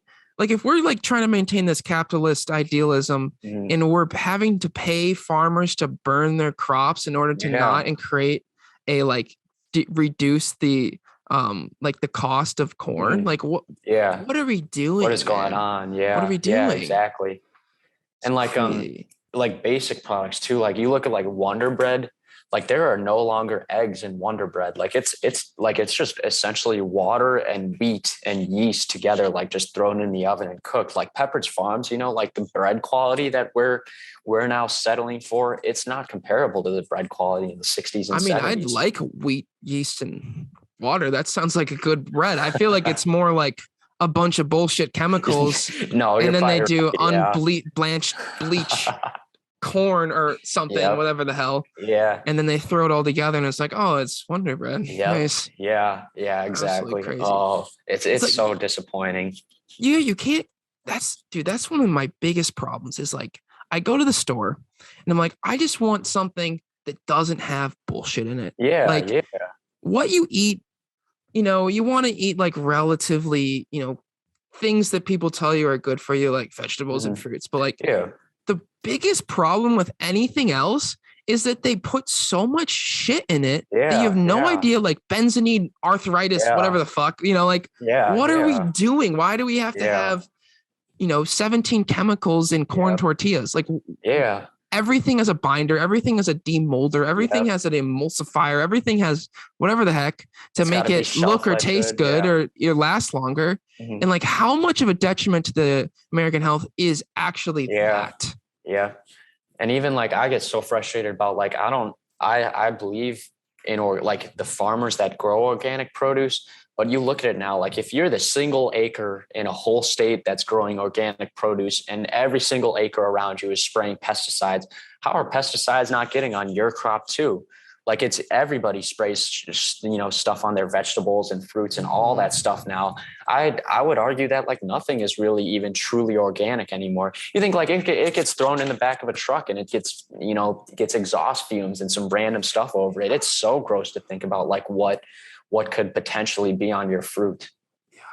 We just have to get back to like the way that we lived 100 years ago. Like if we could take some of that, I know we have this technology and we're not going to go back, but to live in small communities that believed in each other and cared about each other, and we existed and were able to exist entirely amongst ourselves, essentially, like little city states in a way, like little agency Iowa could be its own thing. It has a little schoolhouse, school district. It's got its own farmers. It's got its own bankers. It's got its own local everything, local grocery store, local transportation industry. And now we have 7 companies ruling the entire country and 25 people on the top that are making all the money. And everyone else is just in this general state of struggle.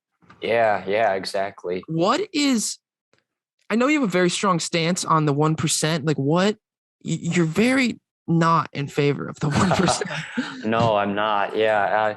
I just, there's too much of a good thing for many people. And, you look at a person like Jeff Bezos and commercializing, like we all love Amazon Prime. We all love getting our packages in 2 days. But just if we were to go back, like you said, going back to think about living in these small little cities where you have everything you need in your city, how much are you actually ordering on Amazon Prime that you need on a day-to-day life? You think like you need like 1,500 calories a day, 2,000 calories a day, really. And that's that, if you get your clean water, your sunlight, you have a safe place to sleep at night. There is so much just that we buy into and just the commercial lifestyle of Americans.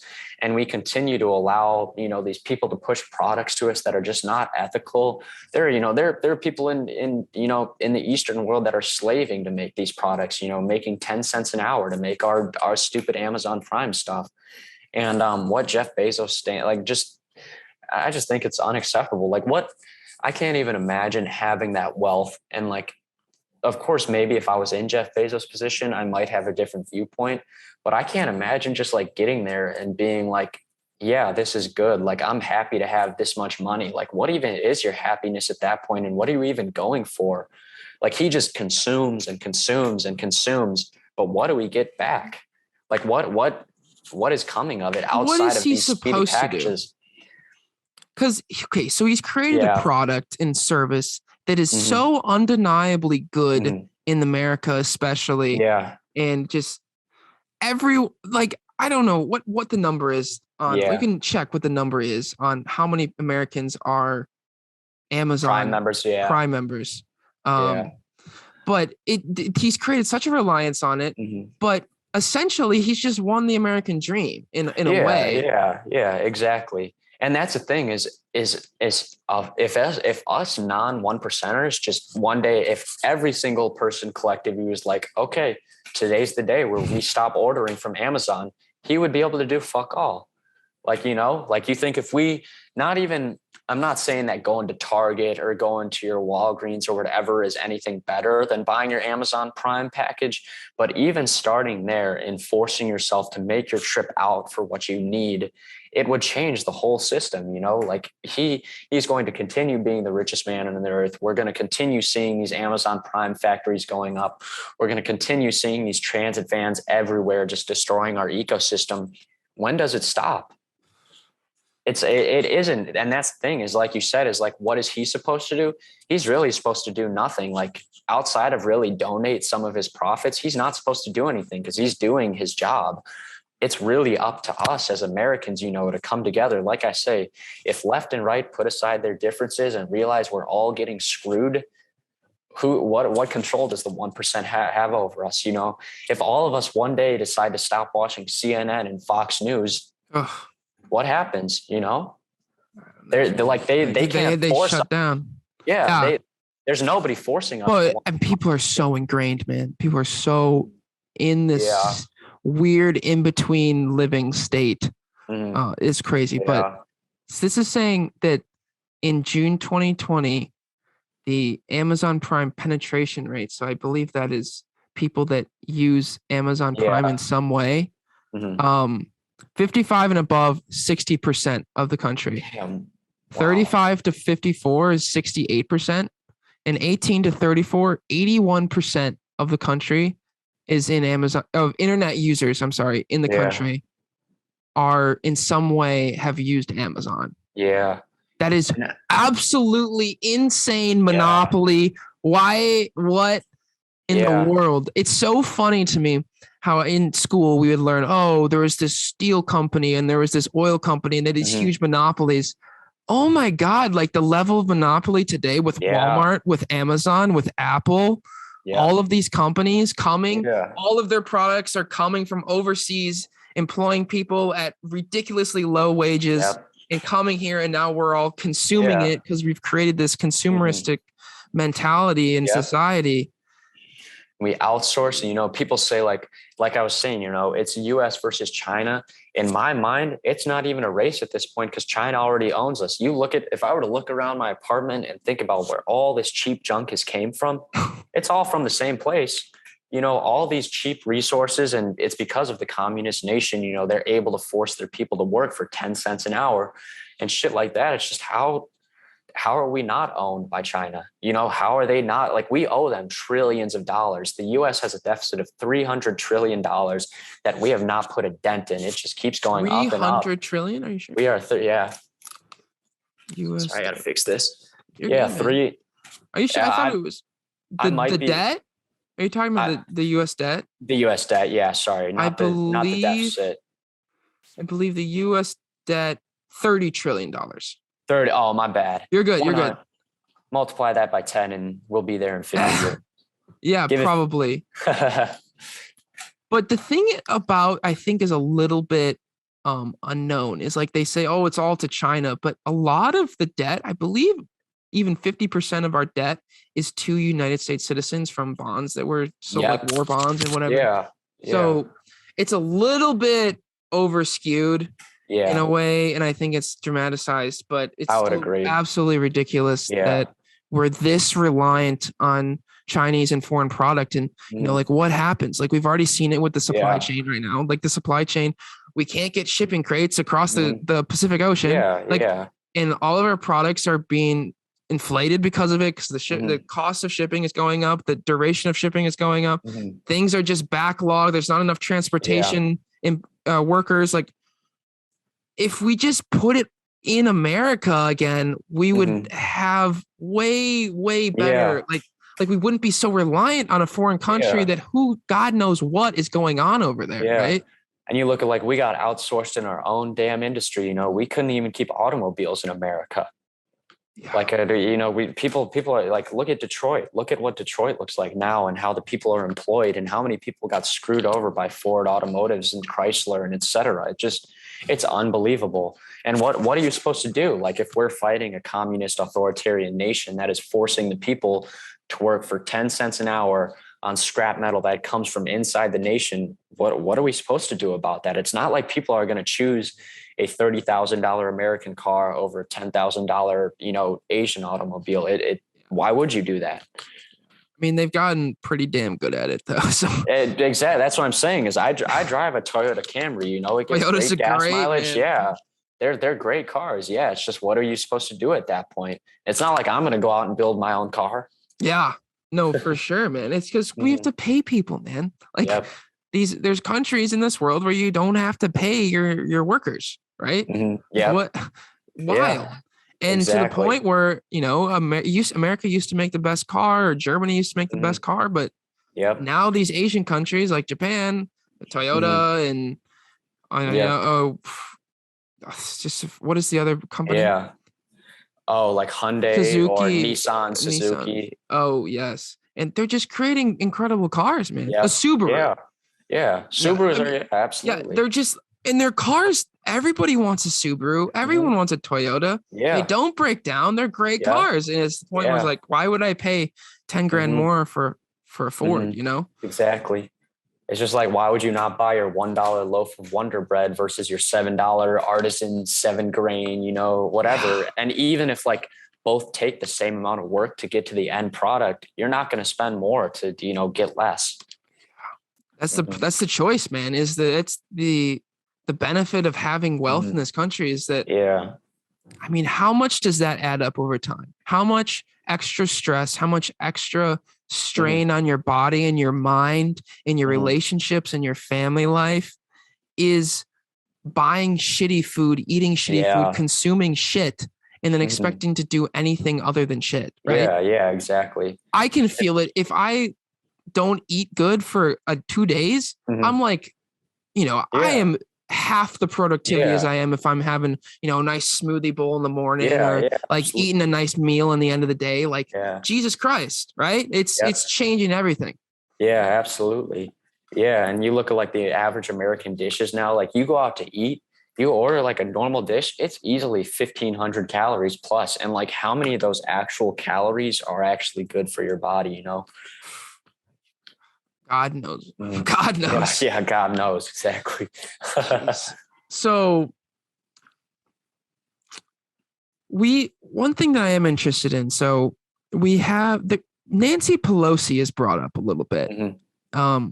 And with her affiliation to some weird financial records, weird financial buys, and some possible insider trading. What in the world do we have going on, and how are we allowing a U.S. elected official to profit off of insider trading when it's like clearly you're not supposed to? It's the 1% working successfully to split us. Like I said, there's such a divide between the left and the right, the liberal versus conservative, in that, we don't recognize an evil when we see it, because there's an evil that's on your side and there's an evil that's on their side. And it was disappointing. We had all these people voting for Donald Trump, who are some of the hardest workers in America, and purely because he wanted to lower our taxes and, was making America great again and this, that, and the third. How can you not realize like Donald Trump is not like the rest of us? Nancy Pelosi, and that's what he did is and that's how politics work, is they divide us and you pick your party and you sell them a message, even though you don't believe in the message yourself. You haven't done half of what the message says. And so you look at Nancy Pelosi, it's the same idea. It's that, she's, she's one of our biggest liberal, leaders, biggest liberal spokespeople.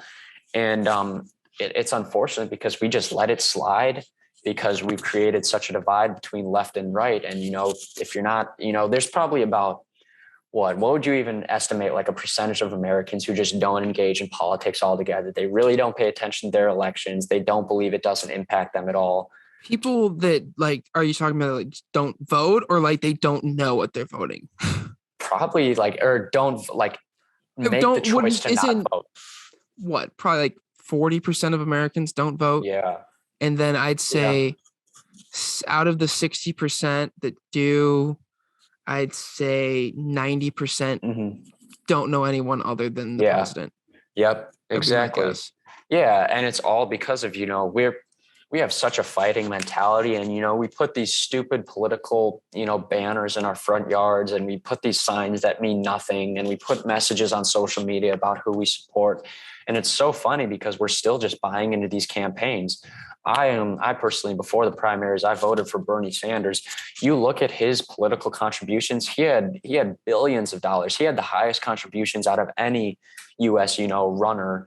And, he did good in that he reallocated and donated a lot of the money, but he's undeniably still wealthier than the average American citizen, just like Donald Trump, just like, the Bushes, just like Michael Pence, any of these people. We buy into these ideas that we need to keep giving our money and our time and our energy. And you look at our depression rates. Our depression rates are higher than ever because we are literally fighting each other tooth and tooth. We are no longer one big, great community. It's us versus the 1%, and the 1% splits us into two groups where it's either left or right. And we are no longer focused on the common goal, where we're not getting available healthcare anymore. Our kids do not have the same education systems. You can't tell me everybody has the same rights in America, because they don't. And we buy into such an ideology and we stick to it. And I think it's time that everybody just puts their beliefs aside and recognize that nobody is winning right now but the 1%. Jeff Bezos is going to keep getting richer. Nancy Pelosi is going to be rich until she dies. Donald Trump will be rich until he dies. And at some point, people are going to have to recognize they're fed up, and it's not us versus them, left versus right. It's really the working class and the normal people who don't have billions of dollars on standby, because that's not a lot of us, Yeah. Like not many people graduate without student loans. You think there's probably less than maybe 5% of Americans who can actually afford to graduate without student loans. And that's just the price of education. It's unbelievable to think about. Yeah. I mean, I think part of the problem is that people that are wanting to rise to power or good enough at controlling an audience or building themselves, they're going to be wealthy because they're just good at doing the thing, Yeah. They're good at manipulation. Yeah. Or just like they're charismatic people, or they can, like, people don't make money for no reason in this country, really. I mean, like, maybe you inherited some, but like a lot of people lose it too, right? Yeah, yeah. So like these people like Bernie Sanders or any politician, they've made, or they've kind of convinced an entire sect of the population that there is no human better on this planet for this to govern the sector of the population than them. Like, if you can do that, you can probably make a couple millies, They're glorified salespeople. They're no different than a glorified salesperson or entrepreneur, But it's commercializing ideology. It's selling an idea.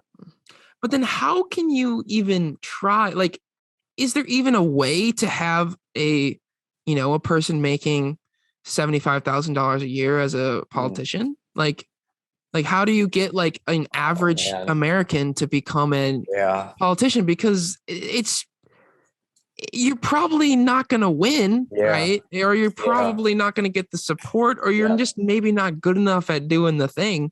Yeah. So as soon as it's like any artist, as soon as they make it, they become out of touch. Yeah. Because it's like, holy shit, now I have 100 million in the bank. Yeah. What do I do now? Like, what am I supposed to be making? My whole career, my whole like first 3 albums before I made it was, I started at the bottom. Now I'm here. Yeah. Yeah, exactly. Now, like, what do I talk about? Now? Yeah. Because I'm not living in the bottom. I don't know that world very much anymore. I'm not broke. I'm not stuck in the south side of Chicago. Yeah. What do you do after that? Well, and that's when, like, you look at these politicians, it's where their money goes. You start buying out contracts with Fox News or CNN and make sure you're getting all the good coverage, and your money starts going to other shady places. Yeah. I guess you buy your image at a certain point.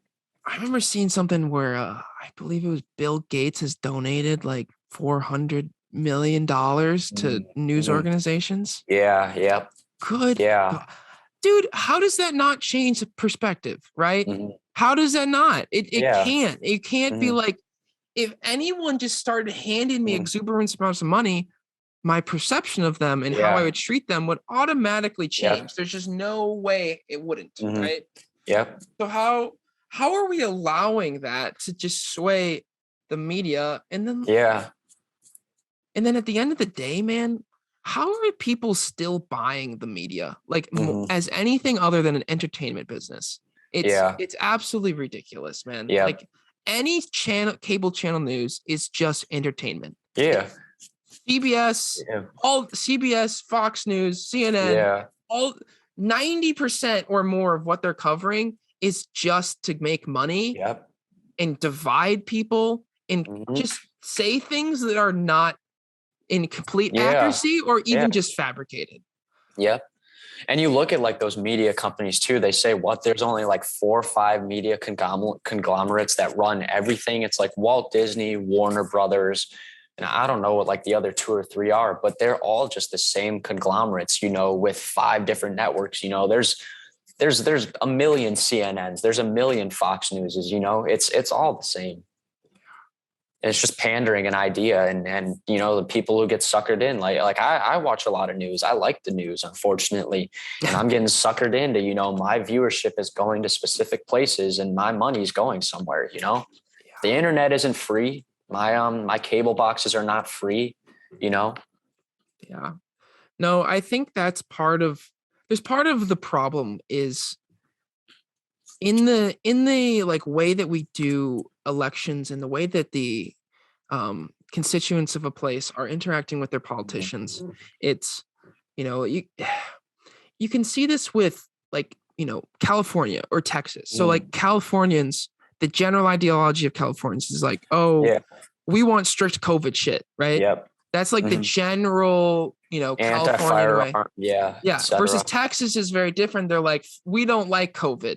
That's our thing. Yep. Yeah. And we don't like COVID, no abortion. All that shit. So the politicians are playing games with their constituents. So that we're like, we want you to believe we're actually doing something. Yeah. Like we want you to like, they're almost forced into creating policies that are not beneficial in order to appease people's like ideologies that they create instead of creating an objective, like good thing or listening to actual data driven shit. Like the amount of politicization of the COVID pandemic, man, is absolutely insane. Yeah. Oh yeah. I remember I bet more people profited than not. Like the people who are in the 1%, I bet more people profited off COVID than ever before. Oh, of course. And I remember I sent you a link to that article about Denmark. Yeah. Yep. Denmark officially, completely is over COVID. They're done. Yeah. It's it. It's over. No more COVID. Like if you even if you test positive, you're not required to quarantine. Basically, the point is that we've gotten to a point in this pandemic, and particularly what the data is showing in Denmark, is that there's the Omicron variant. They have Omicron 2, like the even more Omicron-y Omicron. So it's more transmissible and it's less, you know, dangerous basically. And so it's spreading like wildfire, but it's not really doing anything. Hospitalization rates are plummeting in Denmark right now, which is absolutely crazy. They do have a very high vaccination rate. It's like over 95%. And we're at what? Like, so we're at like 60, 70%. That's what I thought. Which, I mean, it's going to happen in America, but this, they open the country, even though their rates are still going up. And they're like, yo, in 3 weeks, we're going to have no cases. We're going to have 0 cases. Everyone's going to have natural immunity, and we're going to move on with their lives. Yeah. And it's just like if we treated it like we treated swine flu back in, 2008 to 2012, where every single kid was supposed to be scared of, swine flu and this, that, and the third. At some point, we're going to have to recognize it's not like we're just going to nuke COVID off the earth. It's going to be here for the rest of time. Yes. Yes, we all have to collectively deal with it at some point. And I do agree with what Denmark's doing. And the fascinating thing about Denmark is I was reading that Denmark has the highest economic output out of all the European countries. They have a great political backbone. During the pandemic, they had the best economic output because they also had some of, if not the least amount of COVID deaths per million amongst Western European countries, like drastically lower. And that doesn't surprise me.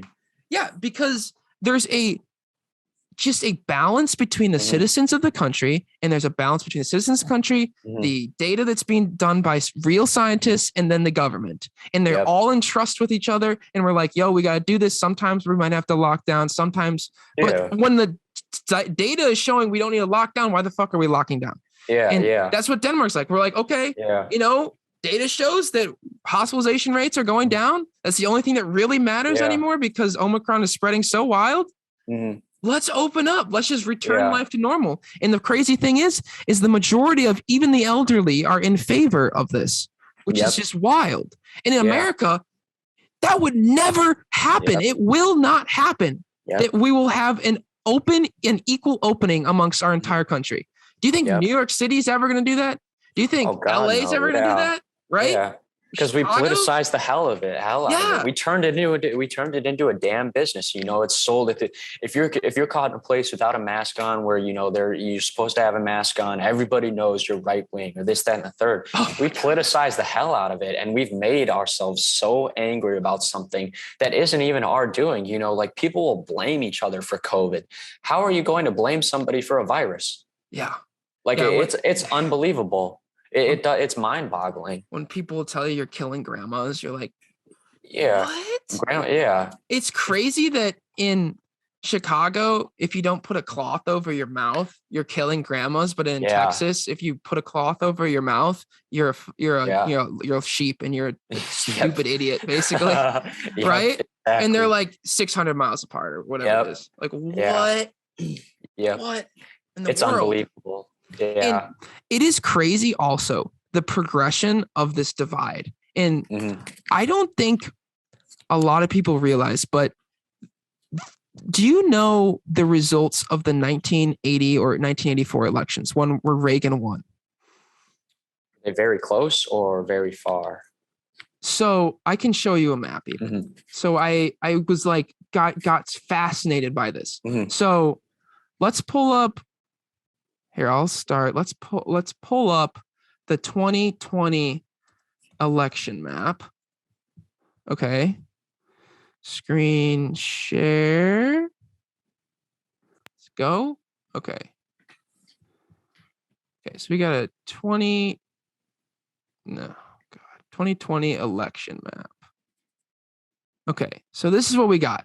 Like very split, right? We got a clear middle of the country is like fuck everything. And everyone in the outside of the country is like fuck everything. And then we're all just like red in the middle. Everything else in the corners is blue. All the coast is blue. All the whatever the hell, right? Okay. Now you go back to 1980, 40 years ago, 1980 election results. This is when Reagan won. Look at this. Oh, look at this. Yep. Look at this. What?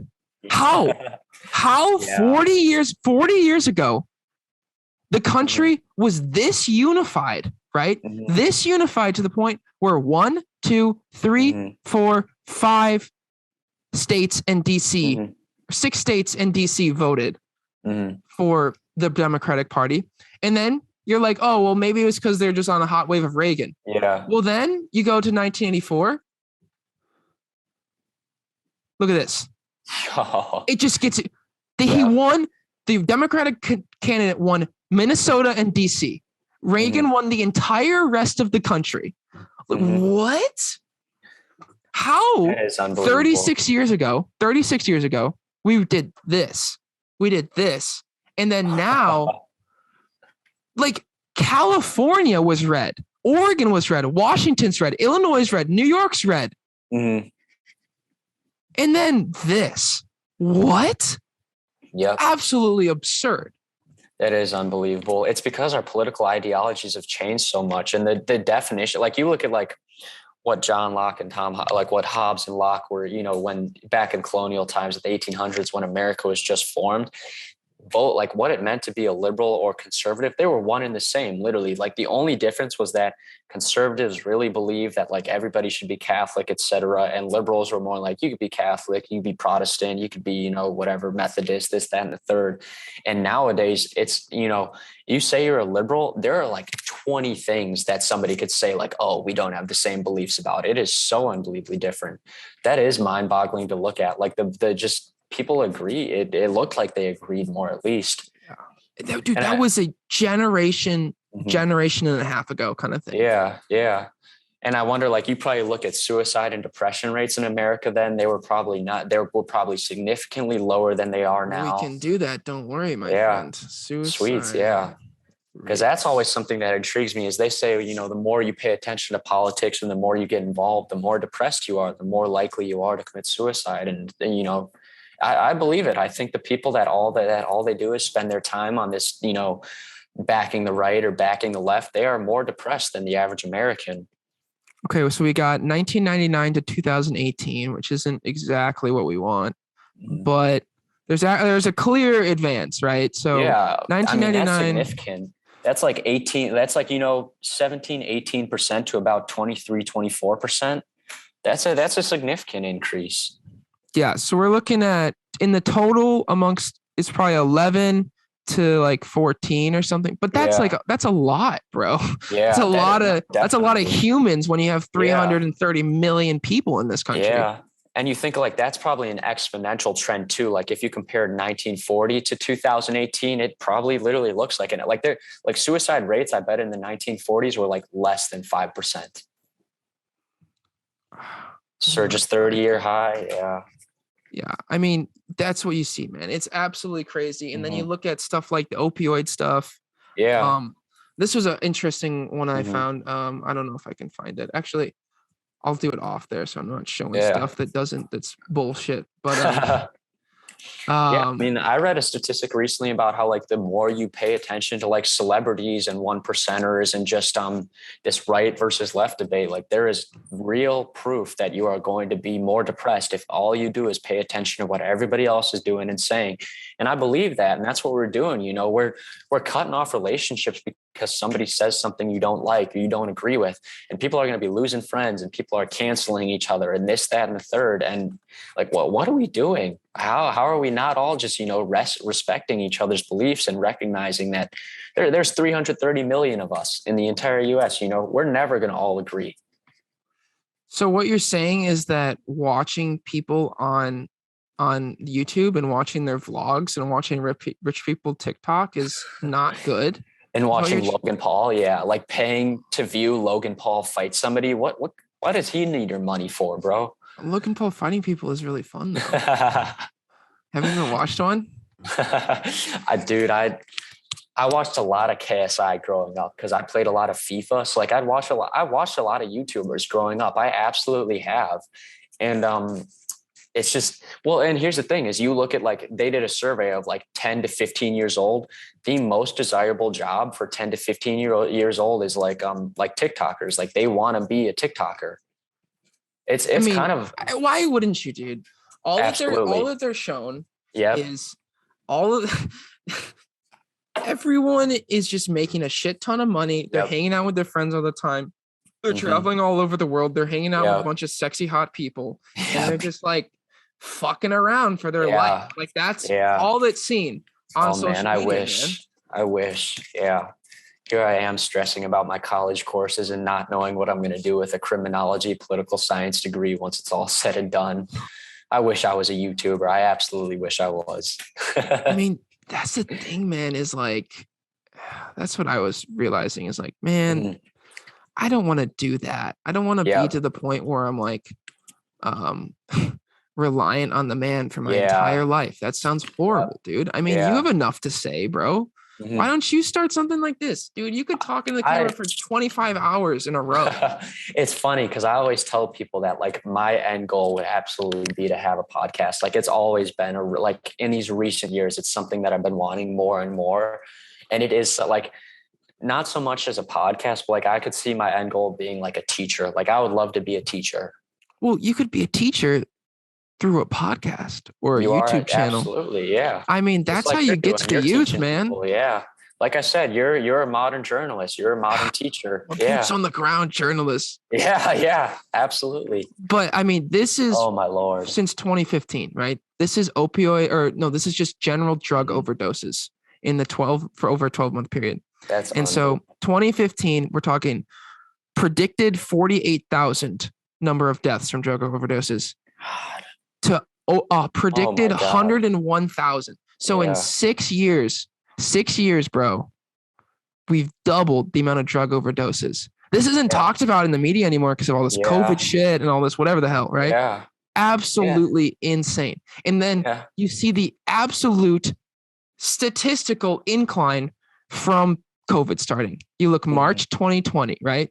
March 2020, 75,000. Since March 2020 to June 2021, 15 months, we have a 33% increase. 33% increase in drug overdoses. That is completely the pandemic. And we're not going to talk about it either. We're not going to talk about how do we prevent these drug overdoses, and people are like, oh, just don't do drugs. Nobody says what you're supposed to do after you start doing drugs. You know, there's no, we have rehabilitation, we have stuff like that, but you start, you become a drug addict, you become a social pariah. People stop interacting with you. Your opportunity to have real employment really shifts. Nobody is going to work towards actually, confronting the problem. And, what do you do after you're addicted to drugs? you know, you're just not supposed to do them. Yeah, no, it's in so much of this country, there's just, it's just the system is just so messed up. I mean, you do see countries, or not countries, but states like Oregon, where like they decriminalize everything, which is wild, right? And they're they're going to try to tax all that stuff and then put it into rehabilitation, which is probably a good step. You know? Absolutely. And, you know, you talk about like I said, harm reduction is that, you know, teaching people to not share needles, and like they're doing in Oregon, they have like vending machines with, you know, clean needles where you can get your syringes and stuff like that. It's all they're saying is you don't do drugs. But like I said, they don't tell you what to do after you get down bad. You take your first shot of heroin and you're addicted. There's no real system for that. You know, what do you do after you share the syringe with somebody who is HIV positive, you know? And we're just confronting those problems now. Jeez, man. Wait, I'm just seeing something that's fascinating. I wanted to get your for sure. Let me see it. Let's go. So I wanted to compare to Denmark. I couldn't find completely current data. So we're talking 2008 to 2018. This is the amount of drug-related deaths in Denmark. Okay. And that's not hundreds of thousands. That's literally 100 people. Right? 115 people in 2019. That many people died of overdose in St. Louis today. I guarantee it. I see overdoses on a daily basis in St. Louis. It's unbelievable. People fall into the streets on their faces, blacked out. And all that happens is you call 911 and an ambulance comes, picks them up. Ambulance. Yeah, I said that so funnily. That's a meme right there. We'll clip it. And it is wild. 82. I mean, 82 an entire year, 82 people die from drug-related deaths. And if we're at 100,000, you know, per year in the U.S. now, what, you know, on a daily basis, you divide that by 365, you know, that's unbelievable. Unbelievable. I mean, let's be fair. Denmark population. Yeah, I wonder what the Denmark population is. 5.8 million. So they're about the size of a Colorado. Okay. But so we have 5.8 million. Okay, let's call it 6 million. And let's say the United States has 300 million. That means they have 2% of our population. So multiply this by 50, right? So that makes it a little bit more realistic. So if you multiply this by 50, you're talking 5,000 deaths. Yeah. Dang, 5,000 to our compared to 100,000. 100,000 over the same per capita. That's 20 times less. 20 times less. Yeah. What are we doing that's so much different? That's just, we're buying into so many things that just aren't real. Our depression rates keep going up and we keep getting sold big pharma. You look at what's happening to Purdue Pharma now. I watched a video and they said, so they knew people were overdosing off the 80 milligram Oxycontins that Purdue Pharma was selling. And they still wanted to invent a pill with an additional 40 milligrams of Oxycontin in them. And these doctors were like, we have patients who are dying off 80 milligrams right now. And you want us to sell them 120 milligrams? And Purdue Pharma was like, fuck yeah, we're going to do that. Like, this is an awesome idea. That shit's so crazy. Because I feel like that's one of those things that's like, can be understood by the average human. Is like, there's this company that's making God knows how much money off of all of us. And they're creating drugs that have a clinical good intention to reduce pain or whatever the hell they're going for. Yeah. And then we're like, okay. And then we start selling or giving them to people, selling them to people after they get their tonsils out, you know, or after they have their wisdom teeth gone, or after they broke their foot and their foot hurt a little bit, right? And then you're giving them opioids, and they'll give you 60. They'll give you 60 pills worth, and it's unbelievable. Like the standard protocol for wisdom teeth is to give you a pill bottle, the size of this glass full of opioids, dude. Yeah. What is that? Yeah, I thought it's unbelievable. Why are we still doing that? Yeah. And then that doctor, after he writes 100 prescriptions of that, he gets a nice copay from whatever pharmaceutical company is slipping him money. It's a win-win for both companies. And the only people who lose is the average American. blows my mind is I just don't understand like why are we doing that still? Like wisdom teeth, like sure it hurts a little bit, but it's not like something that lasts more than 2 days. No, usually, you're right? absolutely right. 2 days, you're like a functioning human. Like, you're like, oh, okay, it hurts a Your little body's bit. meant to deal with Whatever pain the hell, too. Yeah. right? So why are you giving 60 pills of opioids to some girl who's 14 who got her a tonsillectomy or something? Like, what are we doing, man? It's unbelievable. Yeah, you're absolutely right. Yeah, it's disappointing, crazy and disappointing. So you do have a bit of an experience in the medical, I do, in absolutely. medicine. I mean, you had a crazy, I believe, like childhood experience with cancer, right? Yeah, absolutely. I'm a cancer survivor, fortunately. Let's go. I mean, let's go that you survived, but not let's go cancer. Let's go cancer. Yeah. Ravage the youth. So, do you want to take me through that? So absolutely. Real quick, do you mind if I take a pee quick? Go for it. I'm so sorry. No, you're good. All right, I'll be back and then we'll get into the cancer. Awesome. Let's get some cancer, bro. Welcome back, everybody. Hope you had a good trip. Give me some good news here. Give me some good news. Ben Tomchek kicking some motherfucking cancer ass. Okay, I want to hear exactly that. Well, as of December 13th, you get 5 years with the type of cancer I had to be out of remission and considered a survivor.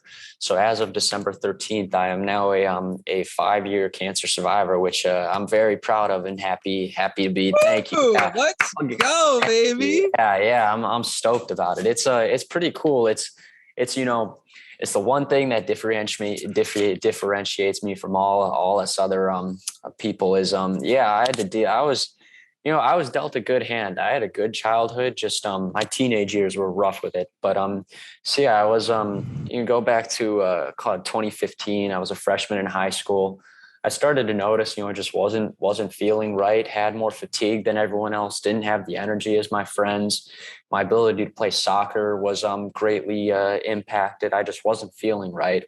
Then come sophomore year of high school, it was very noticeable. Like I just could no longer get out of bed. I really could not run anymore. It was pretty, I was damn near a completely different person altogether. So you know what's going on at this point? Not yet. It's like I was, we had gone to a couple of doctors. People were like, "Oh, he's got adolescent depression, this, that," just a lot of stuff. And yeah, exactly. And like even people like who would tell me like I was just lazy, and I was like, "There's no way." Like I literally feel like I can't do shit. Yeah. And to hear that and to like think about that and like feel the neglect, it's kind of unbelievable to think about. So struggled through my freshman, sophomore year. By the end of my sophomore year, I had a really, really wicked cough. Just like I was always hacking up a lung. And at that point, my parents and I, my family and I, we realized that something worse was going on. So we said to one of my doctors, we want to take some blood tests. We want to, get to the bottom of this, that, and the third. And did my blood test. A couple days later, they called back. They're like, "Yeah, like everything possibly wrong on your blood could be wrong." Oh my God, bro. And so pretty quickly, I had been where are you at this point? I was a junior in high school. Are you terrified? I was you get back blood work and they're like, "You're fucked." It's scary, but it's also kind of like your body kind of kicks into like you just got to do what you got to do, like every day. Yeah, every day every human is focusing on survival. You may not realize it, but like all of us are just surviving on a day-to-day basis. So my junior year hit, we got these blood tests back. We did a bunch of other stuff. Like I've had a colonoscopy, an endodonoscopy, MRI, CT scans, all that. And then eventually one of these CT scans, they find about a 3.5-inch tumor sitting in between my heart and my left lung. So yeah, pretty damn massive. Yeah. Like really big, like 3.5 inches is a big 3.5 inches, bro. Yeah. That is huge. You think it was sitting like right here-ish on my chest. That's like the size of your heart, isn't it? Yeah, basically, yeah. It was a, it's the size of a baseball, man. Like, and that's just the length. Like, that's not considering the whole cubic like space of it. So there is this massive tumor in my chest cavity, and they're like, we know your son has cancer. Now we got to figure out what type. So I get admitted to the hospital, Lurie's Children's Hospital in Chicago, and I had my biopsies. So they go in. Unfortunately, it was in my tumor's in too dangerous of a place to be removed. Like, if they maybe in the future there will be a procedure, but right now the procedures would involve like removing part of my lung, breaking all my ribs to get at it. It would just be more pain than it's worth. So I had my biopsy. I had probably the most painful thing in my life was the biopsy, because I had a chest tube draining the blood out of my lung coming out of this side. Okay, tell me what's going on here. It's So you have a biopsy. What is a biopsy? A biopsy is they go in and they take small tissue samples to go into a lab and then go figure out what's going on. Okay. So I had my biopsies. They're like, okay, we have the formal diagnosis. Wait, hold on. So you're in this biopsy. So they're sticking something inside of you? You get put under, yeah. So they go in. They go like it's like a little claw device on like a, with a robotic thing that they're controlling, and they go in through my ribs, split my ribs, go in, take the biopsy from here. So they have to go around my lung around my lung. Okay. And so then I wake up, I wake up after surgery, I got this tube coming out of my side that's draining blood from the inside of my chest. And I would say that that's undeniably the most painful thing I've ever been through. And got my, so they were like, he undeniably has cancer. We came up with the type. I was diagnosed with stage 3B Hodgkin's lymphoma, because I had it in my chest and then I had it in my spleen as well. So I had cancer in my spleen and in my chest. They call it a mediastinal mass is the formal medical term. So I had a mediastinal mass and then cancer in my spleen as well. And alongside that, they realized I had another very rare disease that it's called Castleman's disease, which it interacts very similarly and functions very similarly to a cancer. It's just considered an autoimmune condition. So I was diagnosed with Hodgkin's lymphoma stage 3B alongside Castleman's disease. And, it was pretty much, this was started November of 2016. So I was diagnosed, November 3rd of 2016 was my formal diagnosis. And they're like, we got to get kicked into gear. Like it really was not great. Like it was a toss up. Like I didn't really know. I didn't care at the time, because when you're dealing with it, you just can't think about life or death. But like thinking back on it, it was a very, very sticky situation. Like it really could have gone either way. And so I get my, my prognosis, all that, and they tell me what I'm going to have to do. So I had to do 5 rounds of chemotherapy, and each round I had 4 days worth. So a total round is 3 weeks long. So I had 15 weeks about of chemotherapy. And I started that. 15 weeks? Yeah, it's and your body 4 months. Yeah, and your body never really recovers from it. Like I still feel the latent effects, and I still feel pretty fatigued in my day-to-day life. But so I did 20 days worth total of just like laying in the hospital beds getting chemotherapy. But you feel sick for you feel sick for so long. So what are they doing in chemotherapy?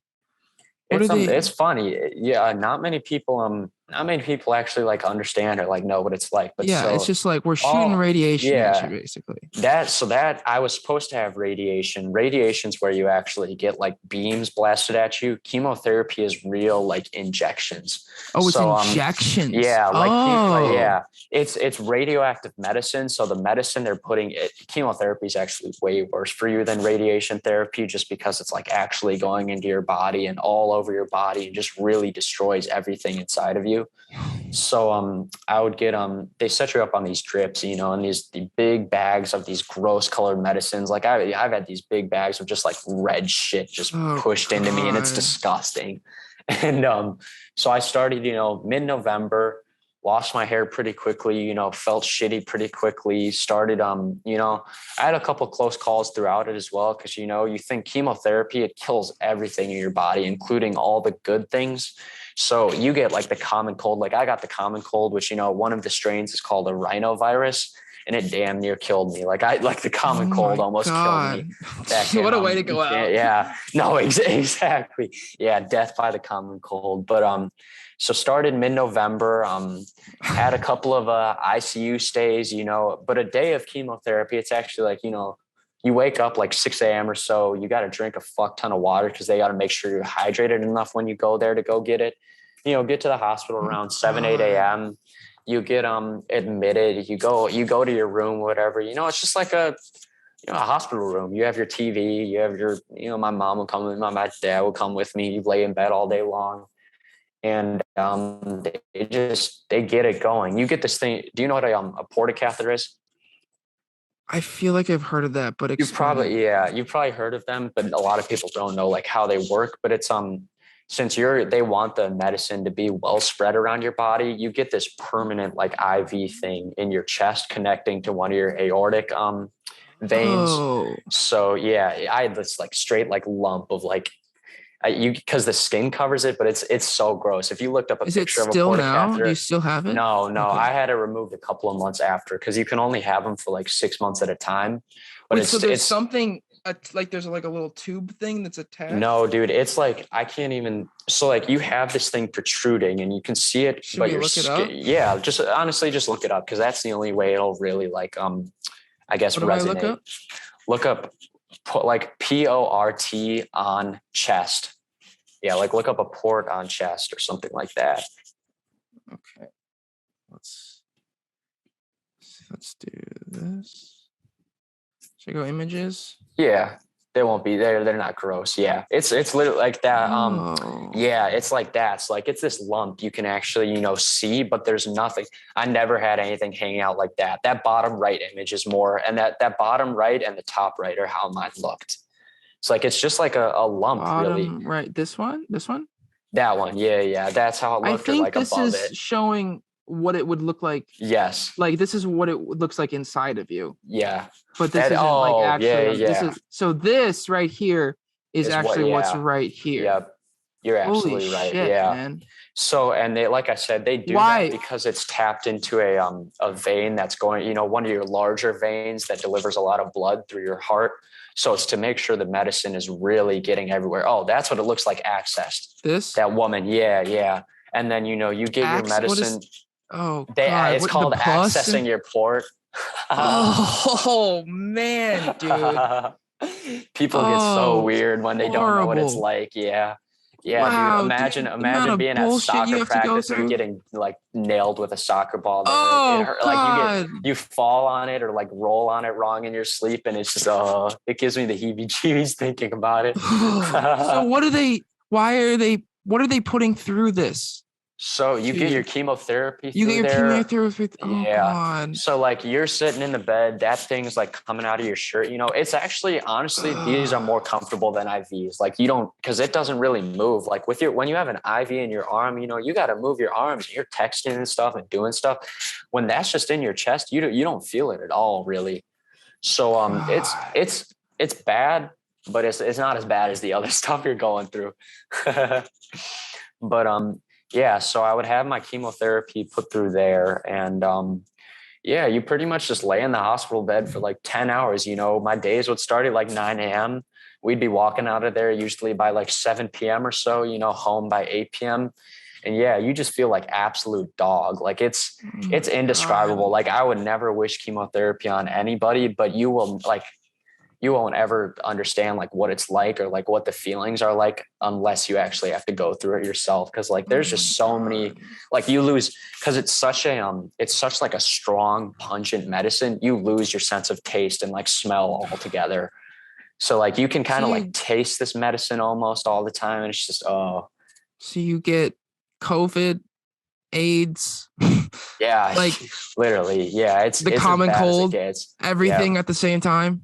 Yep. Yeah. Oh my God. So, I did, there were a couple, rough times. Like I said, like I spent my Thanksgiving in the ICU because I had a pretty, I got really sick after one of my days of chemotherapy. So like I've had that, I had chemotherapy a day before I took my SATs. So like that's something I think about a lot. No, like, you didn't. Yeah. And like you had chemotherapy the day before your SAT. Yeah. Yeah. And like, I think about stuff like that. Animal. Fucking animal. I appreciate that. But yeah, like that's what makes me most proud to think about is like, not only like graduating high school in itself, like people don't realize how hard just like high school is in itself. But I think about like to be a cancer survivor and to graduate high school is really like it's such an accomplishment for me. And now to think like working towards something better and like to keep going, like I'm proud of myself, and not to like ride on myself in any way, but like I did a lot just to get through high school, you know, and like to survive my junior year and to get schoolwork turned in. Cause that's the thing is like, you were doing school. Well, that's the thing is like, you know, I wanted to graduate. Like it's not, I didn't just like give up. Like mama didn't raise no bitch. So you know, like I did my schoolwork. I talked with my teachers. I went to school when I could and stuff like that. And yeah, so I did, like I said, it was 5 rounds, 4 days each. So my schedule was I'd have it Monday, Tuesdays, Wednesdays. And then I'd have it next week, Wednesday. And then I'd get like 9 days off until the next, so like you think I'd have it that one Wednesday, I wouldn't have it the next Monday, but then a week from that next Monday. So each round is 21 days in itself. So, yeah, so I did 5 rounds, 4 days each, 20 days total. And I finished I finished chemotherapy by mid-February.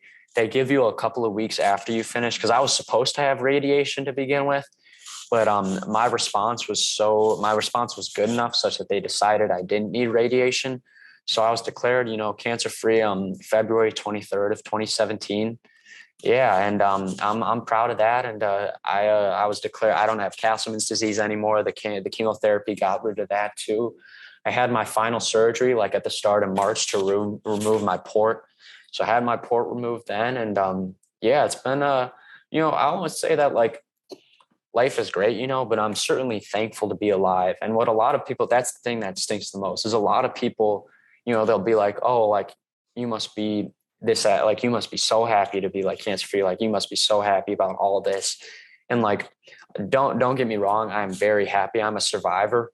But a lot of people don't realize that like, even after you're cancer free, it doesn't just like stop. Like, you know, like I have I'm diagnosed with PTSD. You know, I have a lot of memories that I wish I could forget. A lot of stuff I wish didn't happen. You know, my senior year of high school, like my junior year of high school was really hard, but my senior year of high school was just as hard, because like my body, like it screws your body up. Like it really destroys everything in your body. So, yeah, what were the effects? You know, nausea, vomiting, you get so fatigued, you get really bad stomach pain, everything hurts. Like it's really an all body pain. Like your whole body hurts all the time. And you have to do normal life. Yeah. Normal ups and downs of being a 17, 18-year-old kid. Yeah, exactly. And you have to deal with that on top of it. Yeah. I started dating a girl, you know, like mid-March, you know, I had just been a cancer survivor, but you were the champ, man. Exactly. Yeah.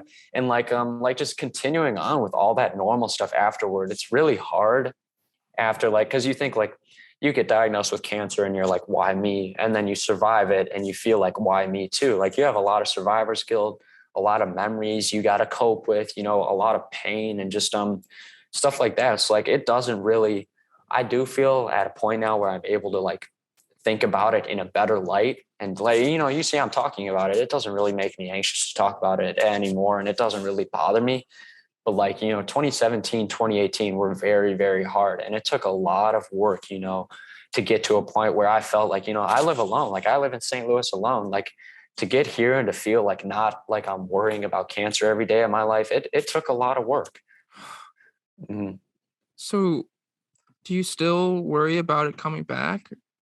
I do, but not as much. And like even just like stuff like death, like I don't even worry about it, because you know death's coming for everybody. You know, everybody dies.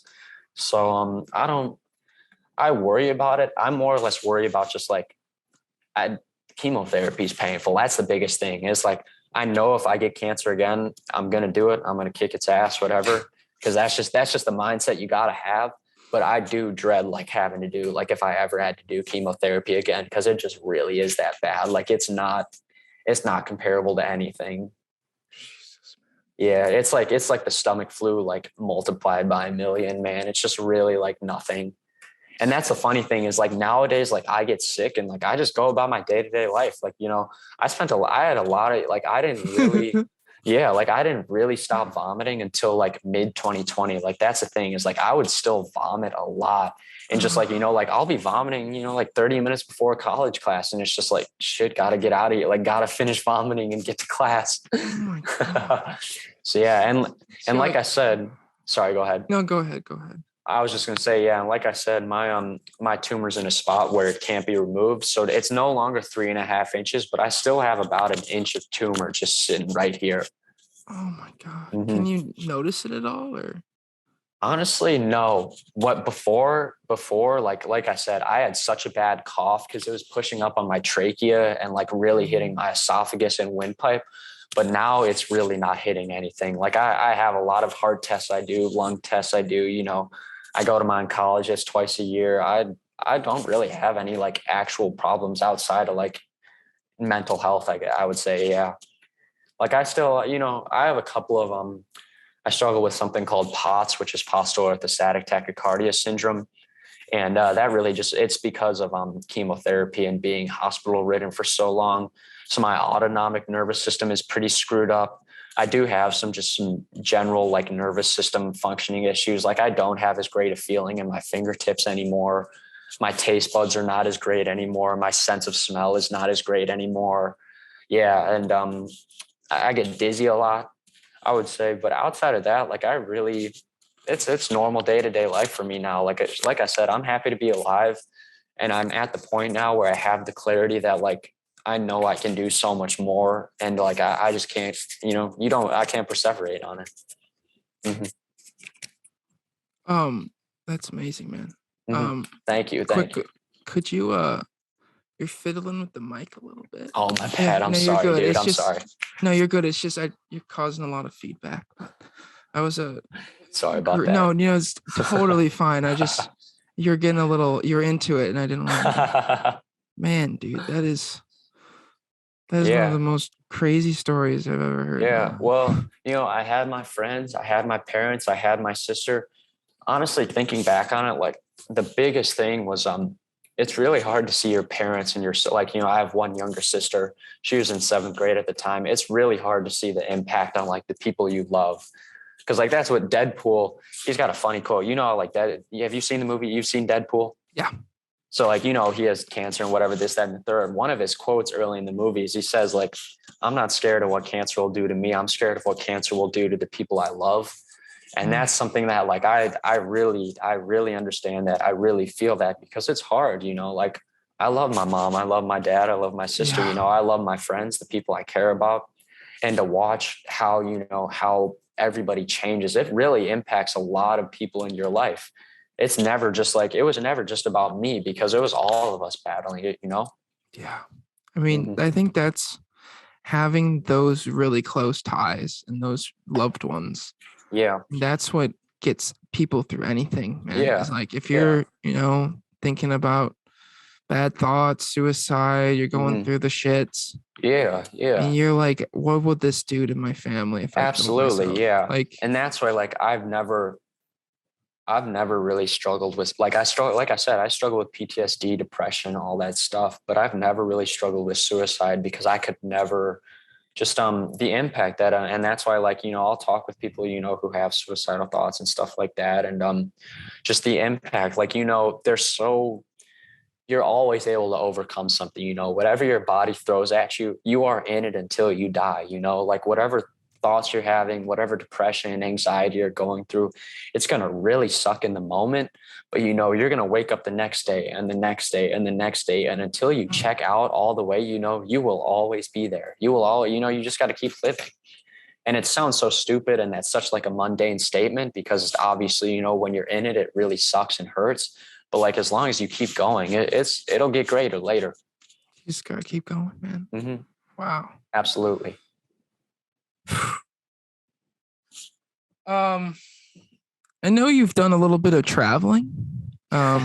Been fortunate. Yeah. Yeah. So was this before the cancer or after the cancer? A little Yeah. both? Yeah, actually, like I had a Make-A-Wish trip, which, But you would have Make-A-Wish? I did. Yeah. Oh my Cause, God. Tell me about it. anybody 18 and younger. Yeah. So I picked to go to Indonesia, and, my family was not happy that we had to fly about 22 hours to get there, but, it was a great trip. So we did a 2-week stay on the island of Bali in Indonesia, cause that's where I picked. And, yeah, it's about a 15 hour flight to South Korea, which is insane. And then, you touch down and you get maybe an hour in the airport, and then you got a 7-hour flight down to Indonesia. Oh my And God. that was, I mean, it was a really awesome experience. But, and even like while I was sick, I did a big Europe trip with one of my best friends, like 4 months before I was diagnosed, where we hit Germany, Russia, Finland, Denmark, Sweden, Iceland, Norway. Sorry. Yeah. That's 7. So like I've been fortunate to do a lot of traveling before cancer as well. And just, I've been able to see a lot and been very fortunate. How has all this traveling impacted your desire for international relations? What was the chicken? Which one was the egg? Oh, I don't know. Cause it started out my first experience out of the continent is I had been out of the country a couple of times. We had gone to Mexico, like every, I guess, upper middle class family does. And, so we went to Mexico. I had been there 3 times. And then the first time we left the actual continent, we went to Europe because of my dad's job. He was working in Vienna, Austria. Wow. So see, it would be summer of after 5th grade going into 6th grade. So summer of 2011. Yeah, summer of 2011. So we went to Europe, and that was my first time in Europe, and really out of the country and far away from home. So we went to Italy, the Netherlands, and Austria. And I knew then that I really wanted to travel. And it's funny because at a young age, my desire was always to be a pilot. Oh, And it's not. Yeah, obviously it's not anymore. But I always wanted to be a pilot. So pretty much up until the age of like 15, 16, I wanted to be a pilot. And so I always knew that I love traveling. I love seeing the world. But I'd say the biggest experience was in 2015 when I was a freshman in high school. Or 2014, 15, because we spent New Year's there. We went to Nicaragua, which is it was a very eye-opening experience just to see the poverty. And I talked earlier about what happened with the United States and Nicaragua. It's not really a place it's a place where, unfortunately, Americans have such privilege in that people have to treat you with respect everywhere, because if an American goes missing in a foreign country, they're going to do everything they can in their, possible ability to find you and whatnot. But it was definitely a place where you feel that tension and you feel not as welcome as an American. And I don't like the term third world country because I think it's very demeaning. But that is what Nicaragua is looked at, a country where people live on about $1,200 American dollars a year. It's incomparable. And just to see the poverty, and it was nothing like I had ever been to before. And it was really, really unbelievable. So we spent about 2 weeks in Nicaragua. And what I saw, and I knew then that I wanted to be able to do something that would at least make a difference and maybe help people different than myself. So just that was probably the biggest culture shock. And that's when I found out that I really loved culture and learning about other people and how, just geography in general and how other cultures function and how other people function. And then, like I said, that following year, I did that big Europe trip with one of my good friends, and we were in Russia. And just being in Russia, there aren't many places. I've always had an objective to be there. 197 recognized countries by the United Nations. That's always been my objective, is to hit all 197, which it's a big goal, damn near impossible. So, but just being in Russia, Russia is one of the very few places that I really want to go back to and see. And just and people say, I spent half this podcast, crapping on Russian politics, but I think one of the best things you can do to learn about why something is wrong and why something functions the way it does and why the people are the way you are, you have to go there and see it with your 2 eyes. You have to experience it in day-to-day life. So I really, really want to go back to Russia, and just what I saw there And, you know, we took a ferry ship. We took like a cruise ship from Finland to Russia, and coming into the ports and like seeing this big, like it looks like an authoritarian city. Like it is so smoggy, and like the seaport, like it, I don't want to say gross, but like for many people, if that was all you saw, you would think it was gross. And Into St. Petersburg? yeah, exactly. Yeah. Yeah. And like just pulling into like the seaport, like the seaport is on, like there's so much logistically going on, and there's so much pollution in the city, and there's so like it really is just it's a different place. So that was kind of like, Jeez. like if I were to say like the places that I've been to that are the most different from the United States, it would absolutely be Nicaragua, Russia, and then Indonesia. And those three places, just like seeing what I saw, it really, it gave me a hunger for more. You know, when it's different, it just makes me excited, you know, like experience something different. It gets me going like no other thing does. 100%, man. Absolutely. It's just wild, the differences of the lifestyles that a different human is living on this earth. Yeah. And everyone on this earth is having the same vivid experience you Yeah. are. All Yeah, man. 7-8 billion of us. Yeah. And I some mean, like, people are living in Nicaragua. Some people are living in Yemen. Some people are living in China. Some people are living in Canada. Some people are living here. Like the amount of difference there is. And those people, you know, they're existing right now while we are having this podcast, you know, and they're doing very different stuff from us all around, you know, like there are people right now who are taking shelter, you know, from drone strikes.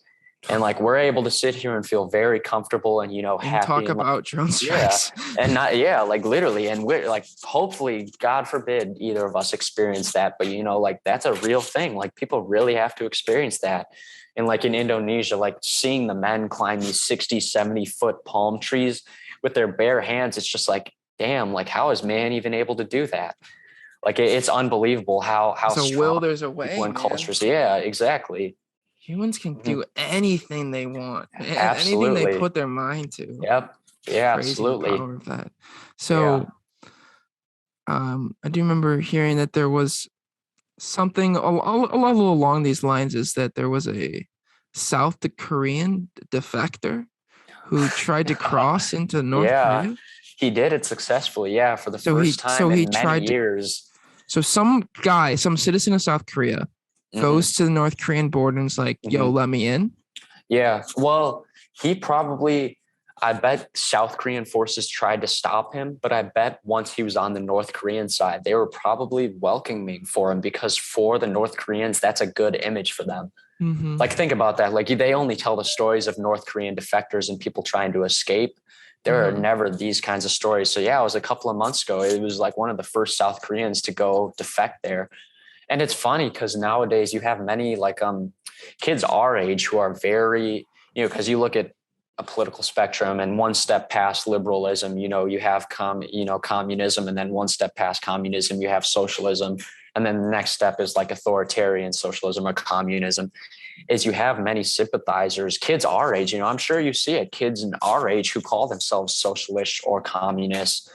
And it's even disappointing that I told you about the Holodomor earlier. There are many kids our age who deny that happening. People older than us, socialists and communists, who deny that happening, will tell you there were not 7 to 10 million Ukrainians who were starved to death in a famine. And it's even like the Great Leap Forward. Like, people idolize China's political system and will completely deny what's happening to the Uyghur Muslims out west in the concentration camps they're in. And even as simple as that is, there are many Americans who don't know about the Great Leap Forward, which you talk about the Holodomor being about 7 to 10 million Ukrainians dying. Mao Zedong and the Chinese government in the 1950s, there is on record 40 to 50 million Chinese people starving to death during the Great Leap Forward. And people will tell you that this government system works. It doesn't. What is the Great Leap Forward? The Great Leap Forward was another very similar to the Holodomor, where it was supply chain management and forcing resources to go other places in the country, you know, to Beijing, to Guangzhou, to Shenzhen, to Shanghai, places like that, where there were, you know, where it was booming. And it was leaving all these people in Western China in famine. They were taking all of their farm goods. And it's like they grow all this food, and then they're taking it to feed the people in Shanghai. Yep. And like I said, that is exactly what happened in Ukraine, is that these farmers in Ukraine who were working so hard for their produce, many of them didn't get to consume what they were growing at all. It was literally harvested by the government and They'd have to like forced, steal food from their own literally, crop. yeah. And like I said, is they would pick the weakest child in the family, and that would be their meal for the next couple of months. It's unbelievable. And people will tell you that each one teach one works, and that supply chain management can work this way and resource allocation can work this way. There are always going to be people starving, and it's unfortunate to think about it that way. And we will eventually be able to overcome it, but it doesn't work in pushing all of these resources to our major cities, because there are always going to be people in rural areas who need to eat. So yeah, like you look at the Great Leap Forward between 1948 to 1952, the estimates, and like I said, because it's an authoritarian, yeah, in 4 years, about 50 million people starved to death. Oh my God. Yeah, probably the greatest humanitarian crisis there is on record, and it does not get taught about purely because there's an authoritarian regime in China right now, and Americans don't give two shits about genocide outside of World War II. So there's a little bit of a notable day in history as we are starting Beijing 2022 Olympics, Winter Games today. Yep. Mm-hmm. And there is the United States, Australia, UK, and Canada, I believe, are not sending diplomats to the games as a sign of protest. Yeah, and like even the NHL is not allowing their athletes to go there. So, NHL is not. The NHL said we're not allowing. If you're in the NHL, you can't go to the Winter Olympics. Why are they just doing that for their thing though? More for their thing and more for COVID as well, as they want all their players to be able to perform, because it's more important. They make money in American media than they go over there and perform. So I think it has more to do with COVID than diplomatic relations than anything, and the money that would be missed out on. It's probably money, man. It's finances. Because they've never liked the NHL players leaving for a month of the season. Yeah, exactly. So it's more finances than anything. Yeah. So what is our stance? Why are we saying no, we're not sending diplomats there? First and foremost, like I mentioned earlier, the continued denial of the Uyghur Muslim genocide that's occurring. So what's going on there? So we're in Western China. There's a subgroup of Chinese population that is being ousted as like they're scapegoated. They're Muslim. Yeah, Muslim. They're of the Muslim faith, and in a communist or socialist society, it's often religion is very shunned upon. They don't like religion is not really advocated for, and it's not. So really they don't accepted. have religion. Not as much, no. And you look at like what really, like what happened in Russia, and especially with the Ukrainians, is the Ukrainians were Catholic people. And Russia has always maintained that they're a very not atheist nation, but a very like anti-religious nation. So, so they're slaughtering these people because they're different, basically. Yeah, and they're like some of them are being slaughtered, and some of them are sent into camps where it's like re-education facilities, and God knows what that means. Like that could be anything from electroshock therapy, all that. Creating the next Ted Bundy. Exactly. Yeah. So that's one of the biggest reasons, alongside the fact that people always talk about American pollution and neglect to view what other nations are polluting.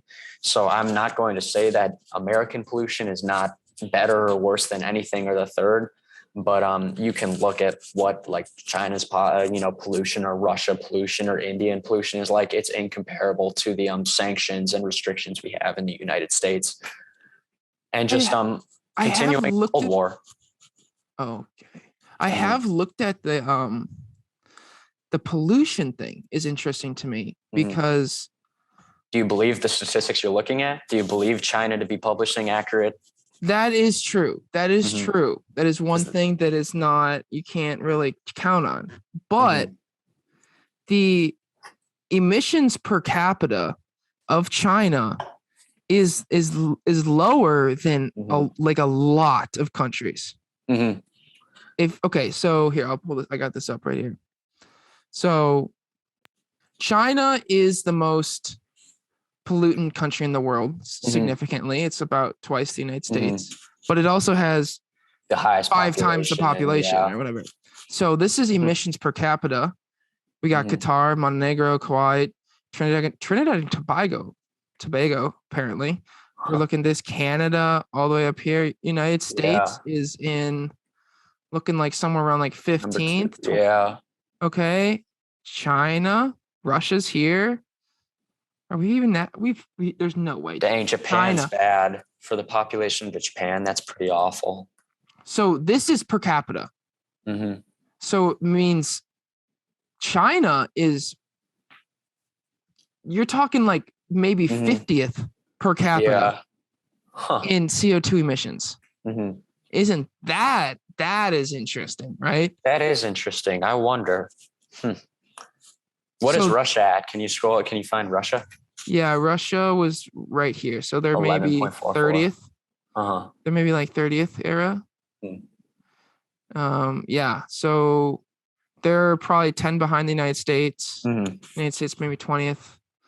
That is wild. Japan's down there. I just saw Taiwan. Taiwan is a massive reason why we're not sending diplomats either. The continued tell me about Taiwan. Well, just you ask many Chinese people, Taiwan's not a country. It's China. So, well, is that Taiwan, who thinks China's a country and who thinks China's not, or Taiwan's not a country? Well, Americans first and foremost. We Americans, Japanese, South Koreans, they all recognize Taiwan as its own nation. And same with like Hong Kong. Like there's more of a divide between Hong Kong becoming its own nation. And that's the thing, is a lot of people would believe that just like Hong Kong's its own place in itself. And that's not the case. They are very much under China martial law and Chinese laws and restrictions and stuff like that. And in terms of like what the journalists are able to publish, there are mass disappearances of journalists across Taiwan and Hong Kong and major cities in China. And what is... Go ahead. Sorry, I was just going to say, and yeah, the continued massive control of the authoritarian regime controlling what information is published. Think about like, what Tiananmen Square is and what happened there, and the man who stood up to the tank and got ran over. No, I'm unaware. Well, yeah, that was like the 70s during one of the first people's uprisings. Is Tiananmen Square is a massive topic where they just it in China it didn't happen, but outside of everywhere else, everybody else knows exactly what happened in Tiananmen Square. And that's one of those things where like if you're a Chinese citizen and you talk about Tiananmen Square, you're risking your life. Should we wait? Tell me, like, look at this. If you want to look at, Is this it? Yep. Yeah. Yeah, the Tiananmen Square protests, yeah. It was noontime today in the center of Beijing when a man walked to the middle of the Avenue of Eternal Peace, which, as it happened, was already occupied. He walked to the middle and stood there. Oh, my God. The man was alone. The tank was not. It wasn't just a single tank he stopped. There were 18 tanks and armored carriers in this convoy, and while he talked to the crew and ignored the gunfire, he stopped all of them. One man alone, of course, can't stop an army. Except for a moment, that's exactly what happened here. For 3 minutes in the middle of the day, an army was stopped by a man who stood still. A man who'd made up his mind, it seems, though why we just don't know. But when bystanders rushed in to save this stubborn soul, it wasn't easily done. He was pushed away at last, faceless in the crowd. Safe, we think, but in a city verging on calamity. What moves a man to just stand still? Is it courage or outrage or madness? We can't tell what was on his mind, and we can't forget what he did. Richard Roth, CBS News, Beijing. And those tanks ran over many citizens that day, just straight ran them over. And you talk about like people, like this is why I always talk about, like we look at the George Floyd, the BLM protests in the United States. We are fortunate. Because in many other countries, if we would have done what we did in the U.S. and other places, those protesters would have been shot dead. They would have been, many things would have happened. This looks like a kid. Yeah. So yeah, that's an event, like I said, where if you were to bring that up and you are a Chinese citizen, you should, it's very likely you might get kidnapped the next day. The fact that exists on this earth. Yeah. At this time, as we speak. So and that was like, is this guy ever been identified? No, I don't believe so. No, I think he found, captured, silenced. I believe he was silenced. Yeah, and that's like I said, that's what happens to journalists in China, Taiwan, and Hong Kong today. is many of them are silenced and not able to speak. And you think about even simple things like YouTube. YouTube does not function in Russia or China. And I can tell you that firsthand. I've been on the internet in Russia. You would not believe how much is censored. What do you mean? Like just websites that are blocked by the government. Like Google is not a thing in Russia. They have their own, it's their own search engine. They have their own search engine in Russia? Yeah. It's a nationally, really? Yeah, it's a nationally what is it provided called? search engine. I don't remember what it was called. I'd have to look that up. But yeah, like YouTube is very heavily censored. Like who you can communicate on with video games, they make sure like if you're playing on a video game server, they make sure that you are only with citizens of your nation. Good Lord. Is it Yandex? It might be Yandex, yeah. But yeah, I couldn't even tell you like what I was looking up, but I was so surprised in that I was just on my phone in my hotel room in Russia. Yeah. What should we look up? You could probably look up anything because it's not, I wonder. See, but you might be able to look at anything because we're in America. So it's RIPs. Actually, I wonder how that works. Yeah. You know, like also just like another thing about like misinformation and how information is provided. We go off the age-old basis that like all the lies that Kim Jong-il and Kim Il-sung and or Kim Jong-un and Kim Il-sung have told their people. Like they said recently that Kim Il-sung told his people that he invented the burrito in 2014. They said after the 2016 World Cup, they said North Korea won the World Cup. What? Yeah. People were like, yeah, okay. Yeah, and that's because that's just the way the information is provided. People wouldn't know otherwise. Okay, so this is on the apparent Russia's search engine over here, and this is Brave search engine, which is supposed to not limit anything. You know who was the man who was nerve gas poisoned in Russia recently? Look up Alexei Navalny on Yandex and see what happens. Alexei Alexei EI space NA. Oh damn, he's not even one of the top searches. If you were to look, NAVALNY. Yeah, I wonder. A Russian opposition leader and corruption activist. Where? Oh, right there. That's just it. Yeah, like right. Yeah, look at that. And he fought against they nerve gas poisoned him. He was paralyzed from the waist down and had to relearn how to walk after he was poisoned for pushing back on the Russian regime. And they label him as an anti-corrupt. So this is Wikipedia. Russian opposition leader, lawyer, and anti-corruption activist. He came to an international prominence by organizing anti-government demonstrations and running for office to advocate reforms against corruption in Russia and against President Vladimir Putin and his government. Putin avoids directly referring to Navalny by his name. Navalny was the Russian Opposition Coordination Council member. He is the leader of the Future Party and the founder of the Anti-Corruption Foundation. And he's in prison now. And he has 6 million YouTube subscribers and 2 million Twitter followers. Wow. Good job. Yeah. He was one of the forefronts in pushing back against Russian corruption and the authoritarian regime and just how information was spread. I hope when he's released out of prison that he isn't just a completely different person. And I hope that he is released from prison someday. Yeah. I mean, it's almost crazier, or it's almost better for them to bring him back into society and for him to be a zombie than anything else, man. Like if he just disappears, people are gonna be like, well, they fucking took him and they took Alexei Navalny. Do you remember the American citizen too? He was like in his mid-20s who he was in North Korea, and he took like a portrait from his hotel room or something like that. And they sentenced him to prison. And when he was released from prison, he like died like a day later because he was they released him literally brain dead. I forgot his name. This would have been like 2015, 16. But yeah, they people who know, they try to erase off the face of the earth. What would I look up? Look up like North Korean, maybe North Korean American citizen. It was an American. He was an American. Yeah. Wow. Prison, like prison or something. Yeah. Yep, he American was a student. Yeah, Student? he was literally released as brain dead. Yeah. Oh, okay, this is from The Guardian. American Mhm. student released from North Korea prison is reportedly in a coma. Yep. Rex 22 Tillerson years says old. Otto Warmbler, University of Virginia student serving 15-year prison term was released and didn't mention medical condition.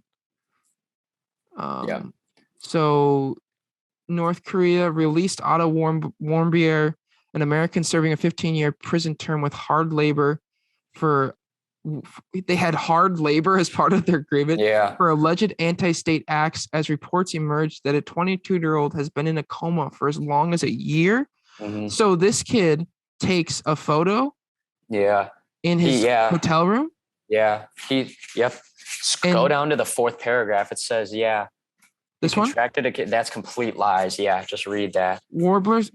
Warmbier's family told the Post that according to North Korean officials, the 22-year-old contracted a case of botulism shortly after his trial and was given a sleeping pill from which he never woke up. Mhm. Warmbier's parents said they only learned of their son's condition last week when the return was negotiated. And they thought they were getting their son back alive. They never told them that he was dead. They basically got him back in a casket. Yeah. Oh my God. Mm-hmm. What is botulism? Botulism. It's botulism. Botulism. Sorry. Yeah. Botulism. And I'm not sure. I'm going to look that up too, actually, because I was curious. I guarantee that's not a toxin that attacks the body's nerves and causes difficulty breathing. So he was injected with a toxin. Yeah, that, dude. Yeah. So they poisoned him. They look brain dead. Yeah. Oh my God. So they poisoned him to the point where, good Lord, man. Yep. Good Lord. This is happening.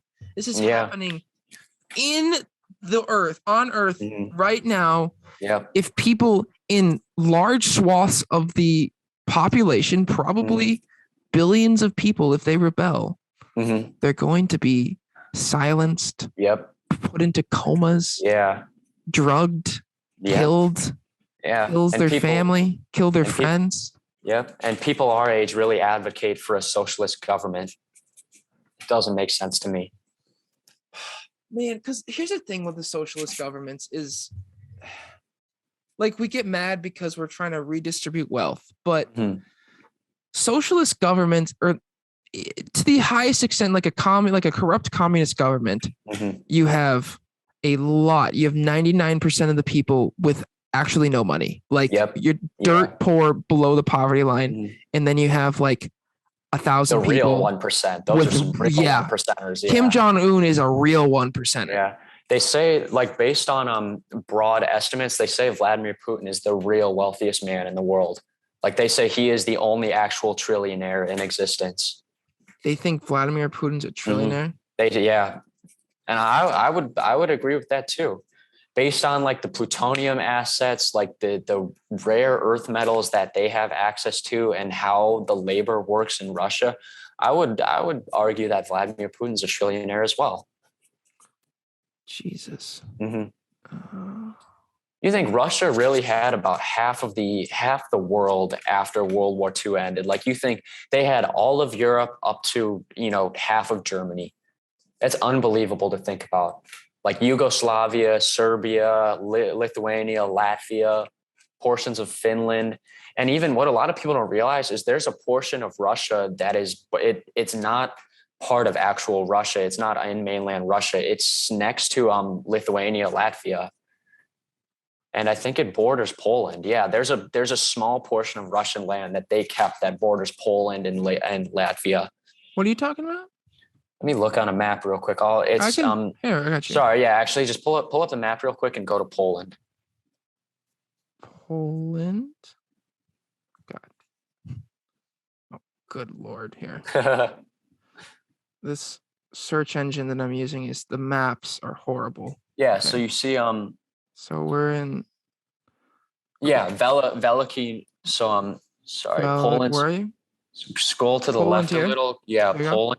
And then where it says Gdansk, that's all part of this. That is Russian. Yeah. This is Russian. And and like Kaliningrad is a Russian city as well. That makes sense. Actually, That yeah. sounds Russian. Yeah, Kaliningrad is at like that place where So that is a Kaliningrad Russian. yeah, Is it officially a that is Russian? Russia. Yeah. Like double Like click on it and say if it says like if it'll give you like a map coordinates and say like Kaliningrad, Russia or something like that. Okay, apparently not this search engine. But oh yeah, I mean that's Kaliningrad. all Cyrillic right there in the alphabet. Kaliningrad is a city. Is Russian. So westernmost oblast of Russia. Mm-hmm. Wow. Yeah, so they kept that after the Iron Curtain fell, and Eastern Germany. How did they just get to keep that? Germany? You can do anything when you have a powerful government, unfortunately, and I mean, a lot of Europe was in shambles after. You think there was so much of Europe that had to be rebuilt after 1945. Yeah, look at that tiny little. Wow. And you think like if they had 100,000 troops stationed there, which they could probably move pretty easily, they would be able to conquer France, Poland, Germany. Wow. Yeah. Mm-hmm. Wow.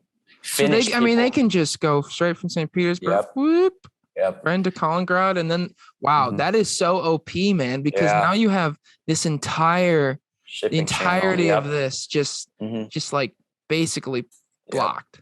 Finnish people are terrified of Russians. We stayed with a family when we were outside of Helsinki, and they say like there are frequently, so MiGs are the fighter jets that Russians fly, and they say frequently that MiGs break into Finnish airspace, and the people live in fear because Finland would be one of the first countries to go under Russian authority. Oh, dude. They're very like the Finnish people are very scared of Russian authority. Mm-hmm. It's crazy. I think back to one thing you were talking about, Russia, Ukraine, and I know this is it's a little bit different because it's within the United States, but my buddy, he's full Russian, but he says he's in a church. He's in a church group, and a bunch of his friends are Ukrainian, half Russian. They're all in the middle, and he said they don't give a fuck. They're just like. They're and like, what the fuck? We're all the one same thing. We're all kind of just chilling together, man. And I get that. I think probably people who live in Ukraine might speak differently in terms of like where their Slavic genes come from, because the culture is still a little bit different. The language is a little bit different. And since so much of Ukraine was part of the USSR and Soviet for, 50 to 100 years, there is a lot of assimilation that occurred. But I've heard both. You are absolutely correct in that. There are many people, and especially kids our age, who probably don't care anymore, and they probably don't care because they just don't want war anymore. And I agree with that. Like if we can do, so many people are war hungry, and there are so many Americans who are like war hungry and view war as like America's pastime, and that blows my mind. It's as people view war as a good thing, and people view war as exciting. It is exciting. You could say that. Yeah, undeniably exciting, but undeniably a treacherous to any place, any war, or any country, any state, anything, any government. And that's why, like, you look at the average Russian citizen and the average American citizen, there's not a lot of difference between us. Like I said, it's us versus the 1%. It's just they have a very different authoritarian system where they don't get to speak out as much, and they risk speaking out. So honestly, if Russians and Americans could easily get along together, Americans and Chinese people could easily get along together. It's unfortunate that our governments do so much to screw it up for us. Tell me about where you get your news, because you seem like a well-versed man. Just to help the people out here. Sorry, my dog's going crazy again, but so I like Al Jazeera. It's a Qatari. Unfortunately, it's sponsored by the Qatari government, and I don't necessarily agree with Qatari politics because they're definitely still a slave nation and among many other things. But they do have a very good broad coverage, and Al Jazeera covers many world events and topics. So I'll watch a lot of Al Jazeera. But dude, I'm so sorry. She's just you're good. You're good. Right, we're almost out. But in terms of what I really enjoy, I just like PBS, and I think the PBS Frontline, their documentaries are really unbelievable and they're thorough. Yeah. So I like PBS a lot. I try to stay away from a thing like CNN or Fox News. I will watch them because, like I said, I'll watch anything just to understand why somebody's viewpoint is and why somebody is purveying something a certain way. So I will, every once in a while, I'll turn on 30 minutes of Fox News, CNN, CBS, this, that, and the third. But if I can find independent news clips on YouTube or real world articles, whether it's Reddit, whether it's independent journalism, whether it's people like you and me speaking on their podcast, I definitely listen to a lot of podcasts about like Cold War history and foreign events and international politics. So really any of those, but I would say PBS is probably my favorite. I watch a lot of PBS. Sweet. Okay. If you give if anyone has listened this far, they're probably pretty interested. If you give somebody one article, one documentary, one thing to look at, one podcast, one YouTube channel to just start their journey of like going into international relations, world politics, what is it? I already know what it is. It's I'm going to look up the title of it, but it's the PBS Frontline. It's both the House of Saud and so it's about Saudi Arabia versus Iran, and I think that's a great start in learning how the destabilization of the Middle East has occurred. So do you want to look it up on your screen and you can screen share? I can do that. Look up PBS bitter rivals Iran and Saudi Arabia. And that is where I like, if you want to learn about how the Middle East has gotten where it is. Say that again. PBS rivals Iran and Saudi Arabia. Saudi.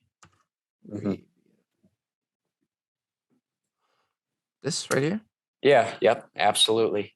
It's a 2-part series. Yeah. And like, they're literally, this one's 2 hours and part 2 is an hour. So it's about 3 hours. I think it is extremely comprehensive. It teaches you a lot about the Islamic Spring and the Arab Spring. So I've always really, really enjoyed that. And I've actually, it's one of them that I've watched now like 2 or 3 times because the information is so comprehensive.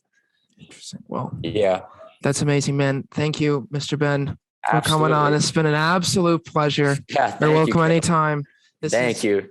It's been a very insightful podcast. I appreciate that. It's been such a great honor, and I appreciate you giving me your platform as a journalist and allowing me to speak for this long. I appreciate it.